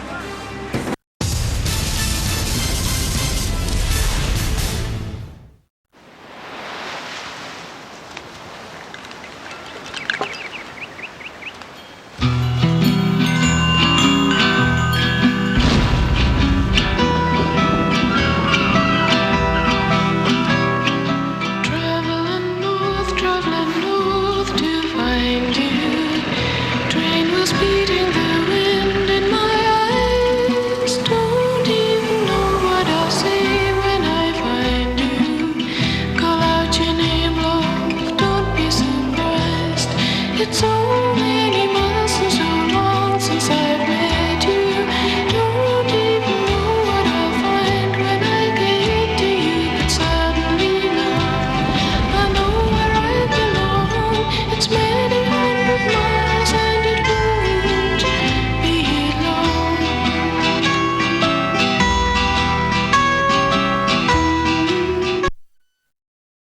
4 cities, the only 4 cities in America with a Super Bowl title, a World Series, and a Stanley Cup. Boston, Chicago, New York, and Pittsburgh. We got to get those Texas Rangers going down here. Johnson's pass is batted down by Chris Hovan. Dallas has multiple Super Bowls. Stanley Cup. Just missing one piece of the puzzle.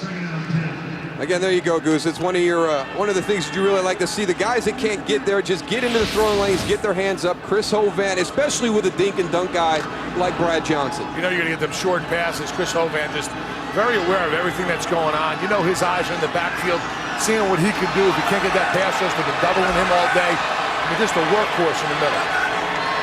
3 wide receivers, Goose, 2nd and 10.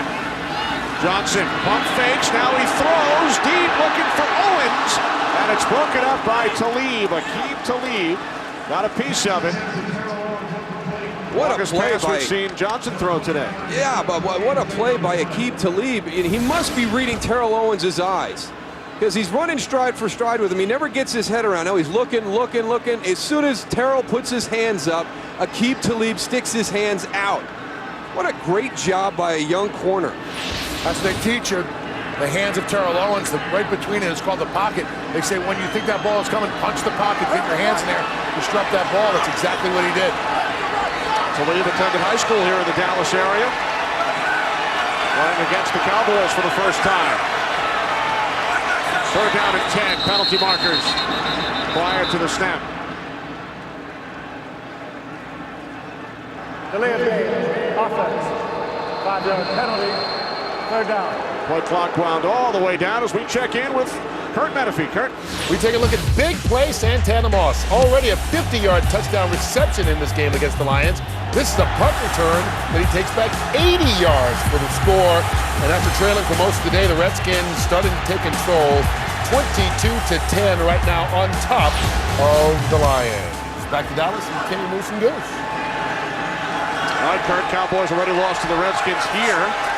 They will travel to Washington in a couple of weeks. Johnson's pass is caught, taken up to the 14-yard line by Martellus Bennett.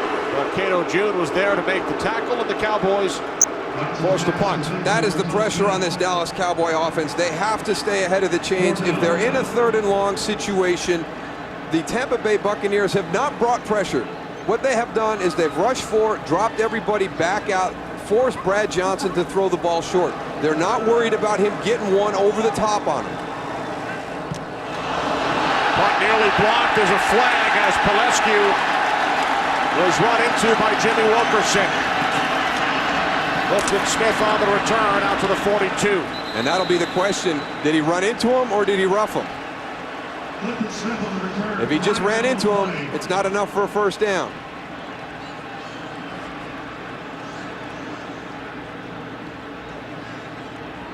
Trying to see if did he get a piece of that, because then it's off. Then it doesn't matter. Running into the kicker on the defense. The penalty is applied. 1st down. So it was a running into, not a roughing. Jimmy Wilkerson, very tough. And you got to know, you've got a defensive lineman that you've lined up against on punt. Carlos Polk has got to see that 97 number and know that he's got a big guy coming to bring some pressure. Got lucky on that one.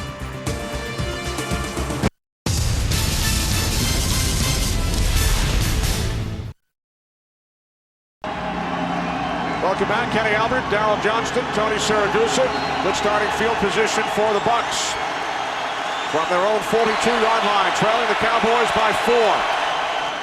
Garcia hands it off for Ernest Grant, running strong up the middle out to the 46, a gain of 4 yards. That was a good play fake by Jeff Garcia, Goose. I was watching the quarterback. Yeah, it was a great play fake. I'd have been fooled. I would have been chasing Jeff Garcia, and Ernest Graham would have been running by me. Brady James just does a great job with patience, staying behind that line of scrimmage and going and cutting with the back and filling the hole. Looked like he had a 2-gap. We spoke a lot about 2-gap on the line of scrimmage, where a defensive lineman has the responsibility of both gaps. Those linebackers have 2-gap every down. 2nd down and 6. Garcia's pass deflected, and it comes down into the hands of Michael Clayton. Jason Hatcher got a piece of it. Clayton with the reception. He gains 2. I've seen a couple different ways to handle that situation. Joey Galloway elects to spike it to the turf. Michael Clayton's going to go up and grab it.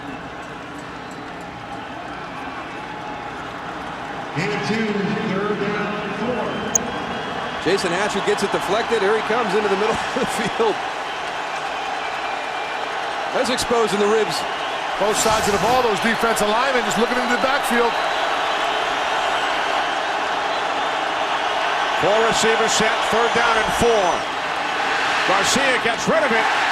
Under pressure, incomplete. He took a hit from Ken Hamlin. Clayton was the intended receiver. And he hung in there as long as he could. Bought a little bit of time. Knew Ken Hamlin was coming free to his right side. He glided a little bit to his left, waiting for the receiver to try and break open. Now, Jeff Garcia, he sees him right there. Slide, slide, glide. See if I can hang on a little bit. But the receiver just doesn't come clean early enough. Well, actually, he was. Just missed. It might have been Kevin Burnett that kind of got in the way of that and kind of affected the vision of Michael Clayton trying to make that catch. That's with Creighton back deep.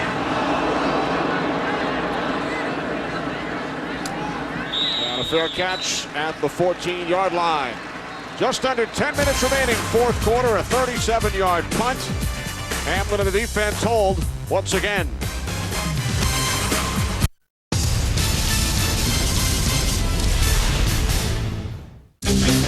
See the very best of the college football season on NASN.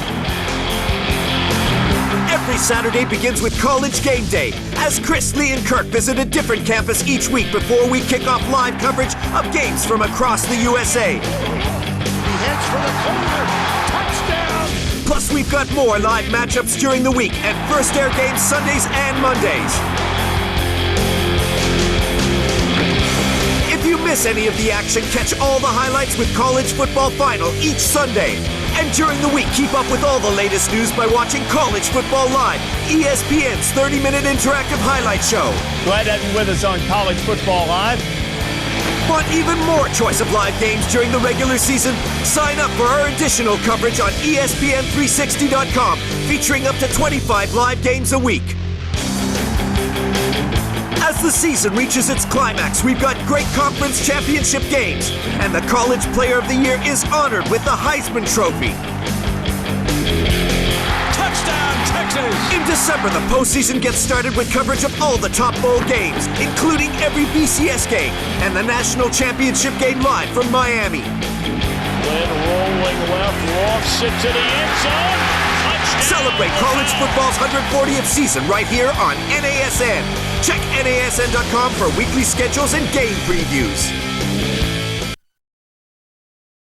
The Cowboy defense really hunkering down today. We've talked about them in the red zone, forcing field goals.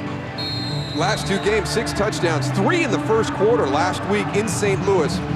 Playing on a short field, but they've had a couple short fields today and have held the Tampa Bay Buccaneers to just field goals. I guess Zach Thomas talking to that defense got him fired up, Moose.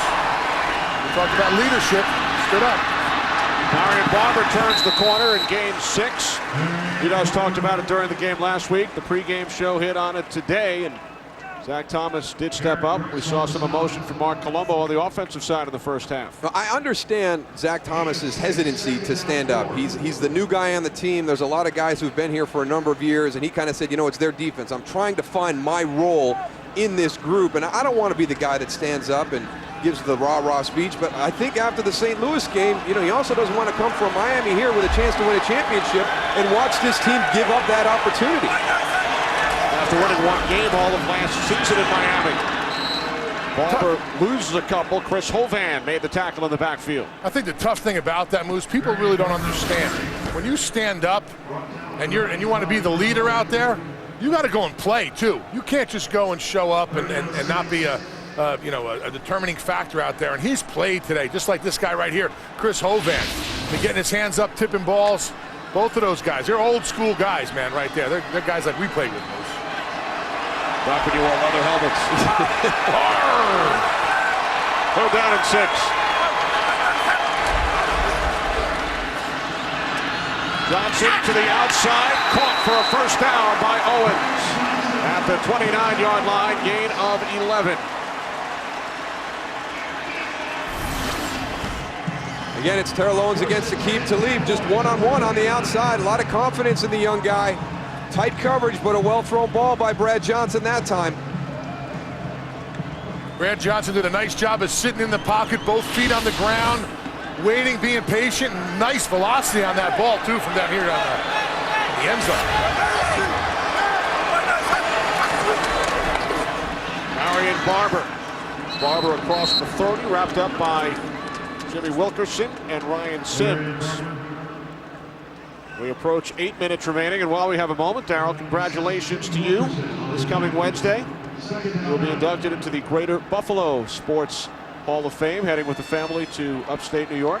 Thank you very much. It'll be interesting being in the same class as Thurman Thomas, Jim Kelly, and Bruce Smith, and a lot of guys you played against in Super Bowls.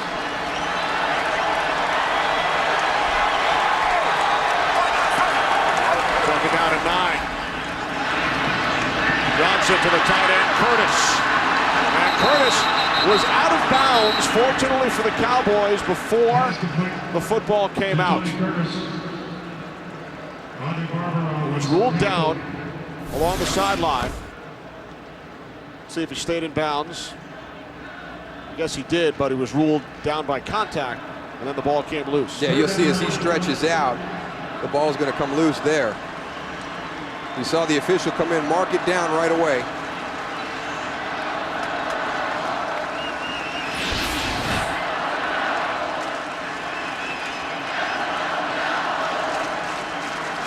Five on the play clock. Third down and 1, Barber. Cowboys a bit nonchalant in the huddle, and the play clock was winding down. And I don't think Barber picked up the first. It will depend on the spot. All of a sudden, they were hurrying to the line with 5 seconds on the play clock.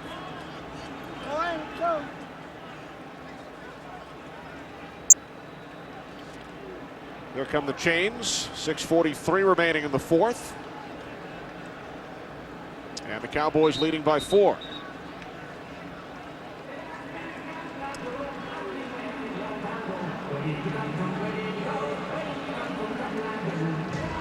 Wow.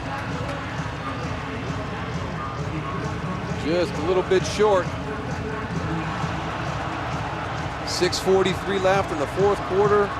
4-point ball game. He's made some big calls. They won at the end of the first half. 6 seconds left in the half. No timeouts. They throw the fade to Roy Williams. Gets him 7 points. Then to start the second half, they've gone for it on 4th down to keep a drive alive. Well, if you go for it here and don't make it, look where the Bucs would take over. And you think you've had people jumping on your case the last couple of weeks. They'd have a field day with that one. They're going for it. Cowboys send in Tashard Choice. Here's your thing again, Goose. You got that big offensive line. These are the situations that you've got to have the confidence to put a game away. Cowboys have 2 tight ends and 2 backs, Barber and Choice in the eyes. 4th and inches, it's Barber. He just got that one, Moose. I tell you, they had 2 guys free right at him. That was all Marion Barber. Getting nice and low, knowing that he didn't have to go very far to get the first down. It was a matter of inches, but he had 2 guys. I'm surprised they didn't do the quarterback sneak. When you get that ball back to Marion Barber, man, you got a lot of time there for guys to penetrate and go and hit him in the backfield. And the quarterback sneak is probably your best odds right there. But Marion Barber goes, gets low, gets across the line, and gets the first down. Another huge decision by Wade Phillips. He's now 3 for 3 today. Right, but he's lucky on that one. Barrett Root and Sabby Pescatelli, right? I mean, unblocked in the hole. I mean, if that was 3rd and a yard, they're stuck. The toss to Barber.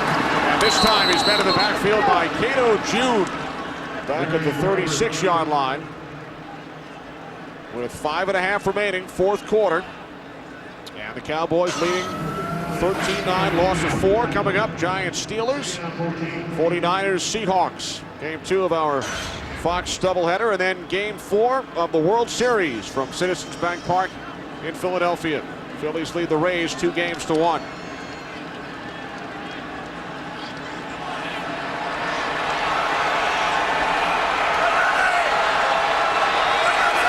Second and 14. Johnson, pump fake, wrapped up. Down he goes. Back at the 29-yard line. Sacked by Ryan Sims. And the one thing that Dallas has done a good job starting this drive, not having the negative plays. They have a negative gain on a run to Marion Barber. Now they give up a sack right there. So the one thing you try to avoid when you've got Brad Johnson in is the 3rd and longs. And Tampa Bay has played it a certain way all afternoon when they've gotten into these situations. They're going to rush 4. They're going to drop everybody back in coverage, knowing that they don't have to worry so much about the deep ball over the top. Following the sack, it's now 3rd down and 20. Cowboys have to get to midfield. Johnson sets up the screen to Barber. And Barber forced out of bounds at the 37 by Greg White. So the Cowboys go for it on 4th and 1. They pick up the 1st down. They run 3 more plays, and now they will punt. So they took another minute plus off the clock, and now the Bucs will get the ball back. Nice hustle there.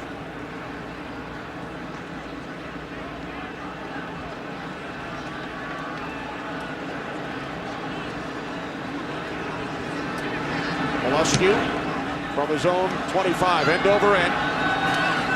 And a fair catch at the 26-yard line, called for by Clifton Smith. So with 4:15 remaining in the 4th quarter, Cowboys lead by 4. Darryl, Bucs get the ball back. They have not been able to reach the end zone today. Well, they really haven't had an opportunity to do it because of the Dallas defense. Not anything that they're doing. The Dallas defense has been the difference this week compared to what happened last week against St. Louis. We've still had a big return on special teams to give Tampa Bay the ball in Dallas territory, but that defense rose up. They've been the group that's kind of set the tone all afternoon. Now they've got an opportunity to close this game out. We'll see if they can do it one more time. When Tampa's gotten down in the red zone or had an opportunity for points, they forced them to kick field goals. This Dallas defense has really been the difference in the game today.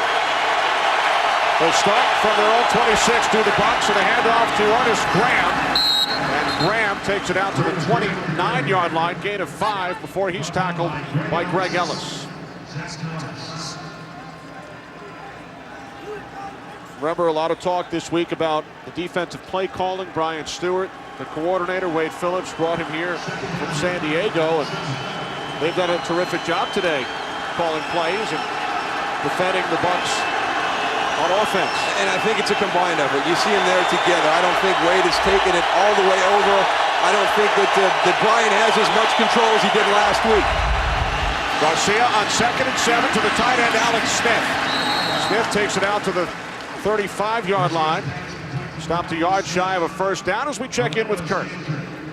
A not-so-gentle programming reminder that Game 2 of our Fox NFL Sunday doubleheader comes your way when you are done. Eli Manning of the Giants taking on Big Ben Roethlisberger and the Steelers just as soon as you guys are finished there in Dallas. And I don't know if you've heard, Kenny, after that we've got the OT, and then there's Game 4 of the World Series, but I don't know if anybody's mentioned that all day long.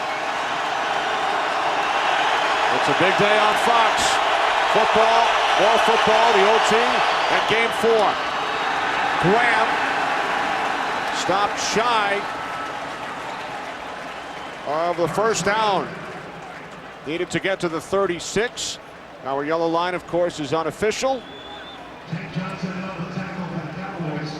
Clock continues to run. There's Tank Johnson at the bottom of the pile coming up. Yeah, John Gruden will have a decision to make. But again, we talked about this Tampa Bay offensive line, and they are a good group. One of the younger groups in the NFL, 2nd youngest group, but having a good season. And again, this Dallas front 7 going up against a very good offensive line makes a big play right there. They're going to force John Gruden into a tough decision here on 4th down.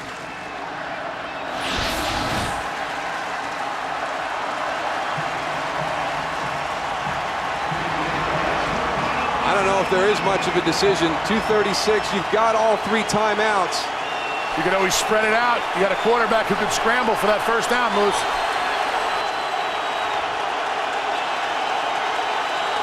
I like it. Go for it. Why not? Absolutely.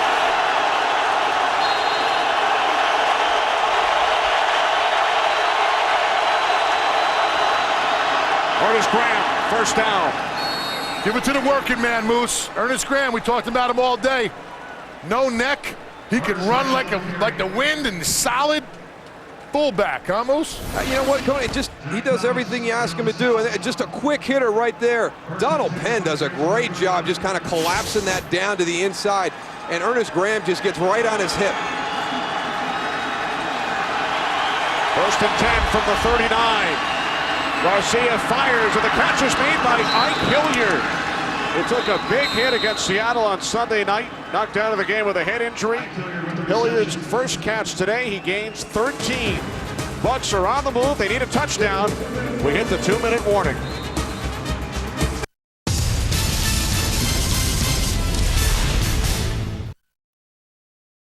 .157 remaining, fourth quarter. Buccaneers trailing by 4. Jeff Garcia has led 15 game-winning drives in the fourth quarter or overtime in his career. From the Cowboys 48. Garcia, the slant, complete to Antonio Bryant. Gain of 7 to the Dallas 41.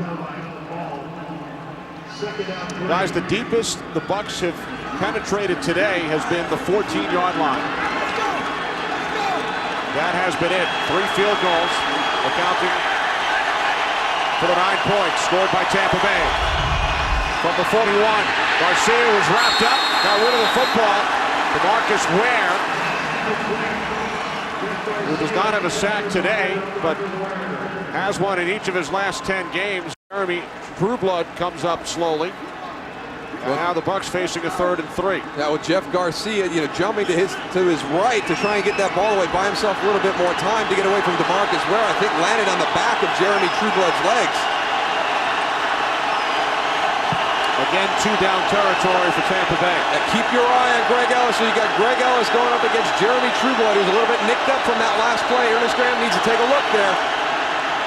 Garcia fires on 3rd and 3 and finds his man Stevens for a Bucs first down at the 35-yard line, gain of 6. Both teams have all 3 of their timeouts.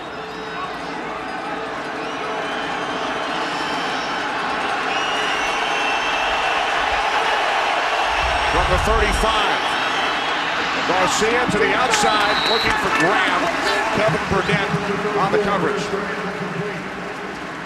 We'll go back a couple plays ago. As he's trying to buy himself some time, Jeff Garcia's got to kind of jump to his right to get away from DeMarcus Ware.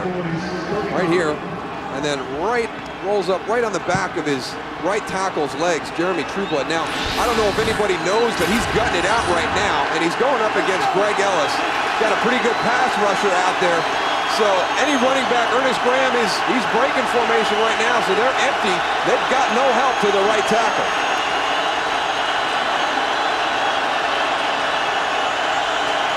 Second and 10. Garcia over the top. The pass is caught by Bryant, and he's tackled at the 29-yard line by Orlando Scandrick. Timeout called by Tampa Bay. 50 seconds remaining in regulation. Antonio Bryant coming from the outside. Little shallow crossing route right there. Getting a chunk of those yards back. Orlando Scandrick has done a nice job. He's did a good job with his leverage, moving from the inside out, not allowing people to get around him. Tell you what, that Dallas defensive line rushing 4 guys, they're not giving Jeff Garcia a lot of time to even look downfield for the big play.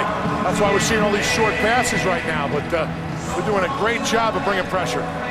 Here's the only touchdown of the game, scored by Roy Williams, his first as a Cowboy. Cowboys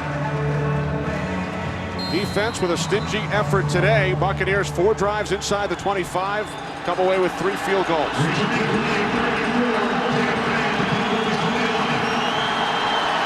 Third down and 4, 51 seconds remaining.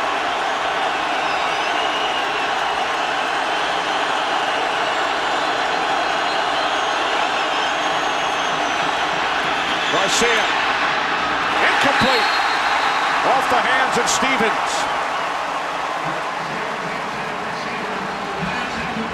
Jeff Garcia, what a gutsy performance. He's moving around back there, buying some time, knowing he's going to get hit. Look at that. He jumps up to get the ball to Jeremy Stevens. He's completely exposed when Chris Canty gets to him. Jeremy Stevens has got to make that catch when your quarterback's given that kind of effort.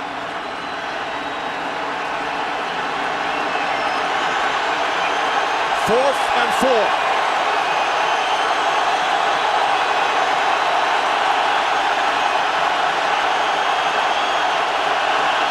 Bucks have to get to the 25 to keep this game alive.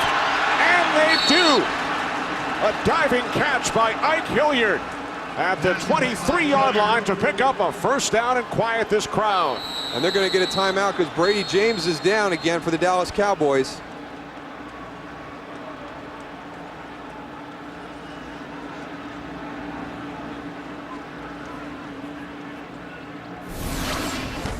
With everything right on the line, there's Ike Hilliard stacked out to your left. Little clearing route comes inside. Good coverage by the Cowboys. They've got him inside out. Kevin Burnett, Brady James kind of closing on that, but just a nice field getting into that soft spot. Jeff Garcia gets the ball to him. Brady James, the injured Cowboy. How about Ike Hilliard coming back from the injury he suffered on Sunday night? Now, what a hit he took in that game against Seattle last week. I was surprised this morning before the game when we heard who was going to be able to play today that Ike Hilliard was on that list who was going to play. I mean, just a huge hit in that game last Sunday. And he makes the play of the game so far for the Tampa Bay Buccaneers. Keeps the game alive with a huge catch on 4th down. Buccaneers will have a first down, 1st and 10 on the Cowboys' 23-yard line with 34 seconds remaining. Now Brady James has got a bad elbow from last week. Try to see what happened right there. Looks like he took one in the ribs again.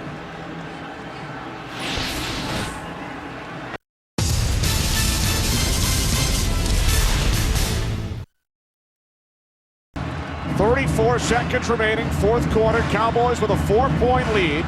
A 1st and 10 for the Buccaneers on the Dallas 23. If you're a Cowboy fan, you better get used to these types of games. While Tony Romo's out, this is exactly how they're going to go with Brad Johnson playing in the quarterback position deep into the 4th quarter. All going to be tight fits until Tony gets back in the lineup. 4 receivers. 2 timeouts remaining for the Bucs. Garcia on 1st down to the outside to Jeremy Stevens. And Stevens dives ahead to the 20-yard line. Out of bounds, clock stops with 27 seconds remaining as Stevens picks up 3. Well, Mike Jenkins is slow getting up right now. Here he's finally back on his feet coming in. But again, we saw that matchup earlier in the game. Jeremy Stevens, a big body, man-to-man against Mike Jenkins. 2nd down, 7. 27 seconds left. Moose, they're going to have to take a shot in the end zone at some point. Because those little small passes, they're coming up on them pretty quick.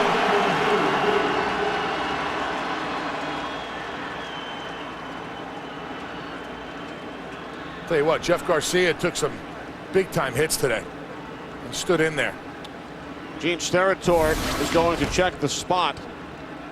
Remember, we are below 2 minutes, so coaches cannot challenge. Oh, he's out of bounds. Upstairs. Yeah, he's out of bounds before he reaches. Dallas is going to get a few yards back. He's out right there. 2 yards.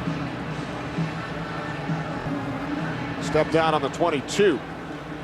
Ball had been spotted at the 20-yard line.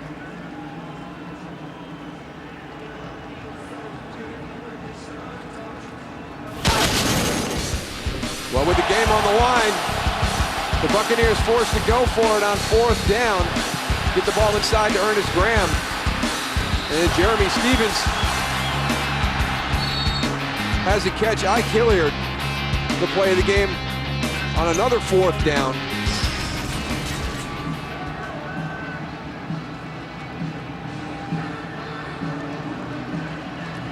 Bucs twice going for it on 4th down on this drive. Successful both times. Wade Phillips and the Cowboys have lost 3 of their last 4 games. Buccaneers have won 2 in a row, 5 of their last 6. Giants and Steelers coming up. Some of you will see the 49ers and the Seahawks.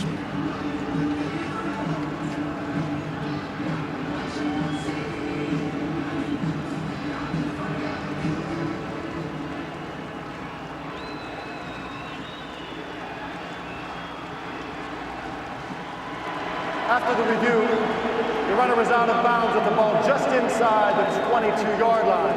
It'll be Tampa Bay's ball, second down and 8, just inside the 22. With the game clock operator, please reset the game clock to 29 seconds. 29 seconds. Thank you. We welcome those of you who have just joined us. Kenny Albert, Darryl Johnston, Tony Siragusa from Texas Stadium, where the Dallas Cowboys, without Tony Romo, lead the Tampa Bay Buccaneers 13-9. Buccaneers have gone for it twice on fourth down on this drive, successful both times. They need a touchdown. It's now 2nd and 8 from the Dallas 22. Not a bad trade there, though, in my opinion. 2 yards for 2 seconds. Ball initially spotted at the 20. It's moved back 2 yards. 3 wide receivers set. Garcia out of the shotgun, a low snap. Garcia steps up, wrapped up, and threw it away.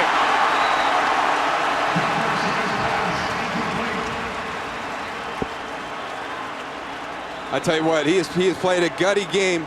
First of all, he's got to field the low snap, so there goes his eyes off downfield, picks it up, scans, now he moves out. Watch the effort to get this ball forward. I mean, Greg Ellis is there to be able to hold that ball, not have it be jarred loose and cause a fumble, maintains his grip, and gets the ball going forward for an incomplete.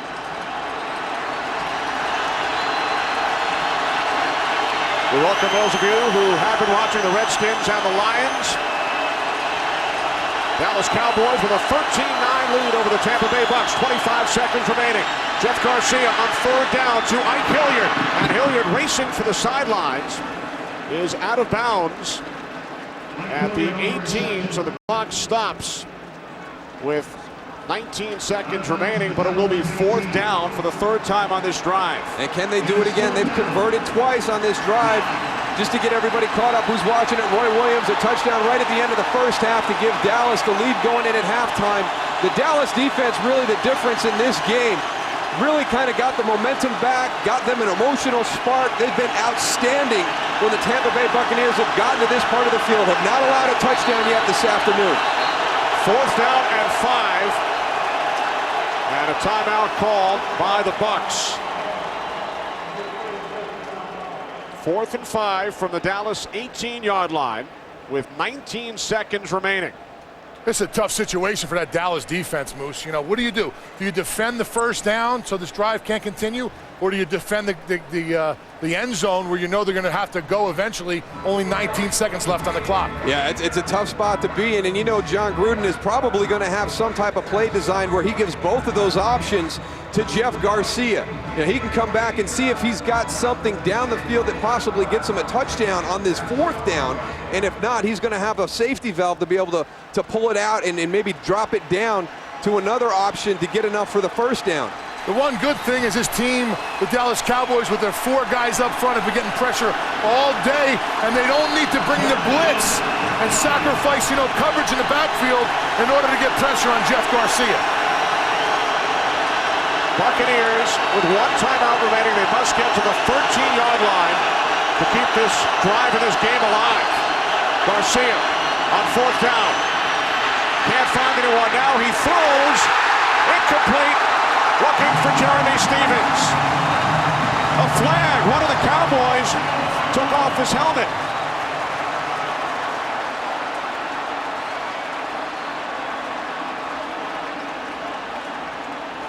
Jeremy without his helmet as well. After the play, number 65 of the offense for taking his helmet off.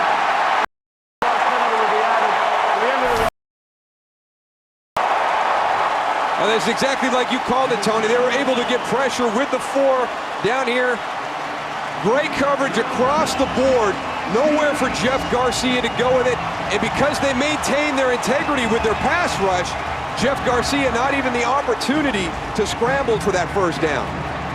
Brady James took off his helmet, but Jeremy Trueblood threw his. So Trueblood is called for the penalty. A 16-play drive. Nothing as far as points are concerned. And the Dallas Cowboys are going to hang on and win this game 13-9. And credit the Dallas Cowboy defense. The one thing that Brad Johnson and the offense did, they didn't have the turnovers. They didn't have the big mistakes this afternoon like they did last week in St. Louis, but the difference today was that Dallas Cowboy defense.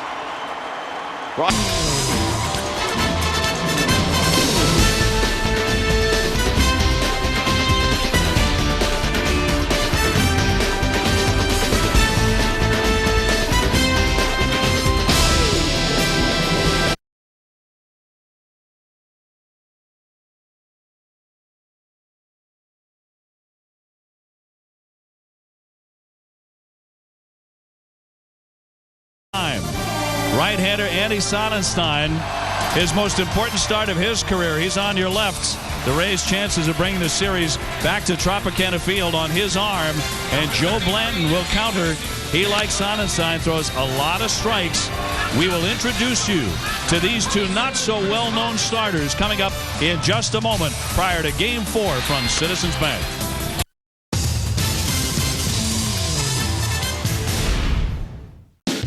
November on NASN. See over 30 live NHL games, including a rematch of the 2008 Stanley Cup Final. The NFL begins its Thursday night matchups with a special Thanksgiving triple header. The ball is back on the court with college hoops returning and NBA Fast Break bringing you all the highlights and analysis from around the league. Plus, it's rivalry week in college football, including Ohio State, Michigan. November on NASN. All lit up the Ben Franklin Bridge here in Philadelphia. Boy, the whole city is just abuzz. The Eagles won earlier today, beating the Atlanta Falcons right across the street. And now the Phillies take center stage in the World Series. And everyone going ballistic is once again, for the second straight night, they're going through the honor roll, so to speak. They're going through the rosters on the field. Some of the fans missed it last night because of all the rain. Right-hander Joe Blanton on the hill during the regular season went 9-12, splitting time between the Oakland A's and the Phillies. You may not know him very well. Let's go back to the NLCS. Well, he was dominant in the division series against Milwaukee. He did throw well against the Dodgers. You see Russell Martin going down. There's the opposing pitcher, Derek Lowe. He's a competitor. He's a guy that throws a lot of strikes. Charlie Manuel saying before the game he's going to challenge you. He's just a big, old, strong country boy. He didn't pitch as well in the second game as he did in the first, but they're very confident they'll be with him on the mound. He has yet to lose since being traded to Philadelphia in the middle of July. 5-0, including a playoff win. He has not pitched well against Tampa Bay in the past. His opponent also throws a lot of strikes, just like Blanton. The right-hander, Andy Sonnenstein. If he's on, he's probably not going to walk anybody, and no one's going to steal a base. He's not going to overpower you, but I tell you what he does do. He wins a lot, and they, too, have a lot of confidence with him out there on the mound. He won Game 4 of the division series. He won Game 4 of the league championship series. Just absolutely dominant, and at times overpowering against the Red Sox. He can get a ground ball anytime he wants. He can move that fastball around. A lot of movement to everything he's got. Obie, he's one of those guys that the team just loves to play behind. They know he's going to throw strikes, and they know he doesn't need a lot of runs to win. Perfect so far in the postseason at 2-0. Sonnenstein against Blanton here tonight. Let's check out the pitching report card so far for this series. The starters and the bullpens, and see if we can determine who has an edge here. Obviously, Philly leads 2-1. Well, I think overall the pitching has a huge edge over everybody. These bats have not woken up. You saw Ryan Howard got it going last night. Longoria and Pena have not. But I tell you what, the pitching has been really good, particularly when you get to the 6th inning and you hand the lead to the bullpen. Well, Phillies continue to be introduced in front of this packed house. And they are all ready for Game 4. Delighted that the weather has cooperated tonight after a lovely day here in Philadelphia. Phillies trying to get their bats going, but certainly that is the case with Tampa Bay in the middle of their lineup. Carlos Pena and Evan Longoria collectively 0 for 22. And they were so consistent all season long, the both of them. You can't believe that's going to happen over the course of an entire World Series, that they would continue to go 0 for 4 and 0 for 5, but it's happened so far, and they have put their team behind. We're going to hear Patti LaBelle sing our national anthem just before Game 4 of the World Series here in Philadelphia. Let's throw it downstairs.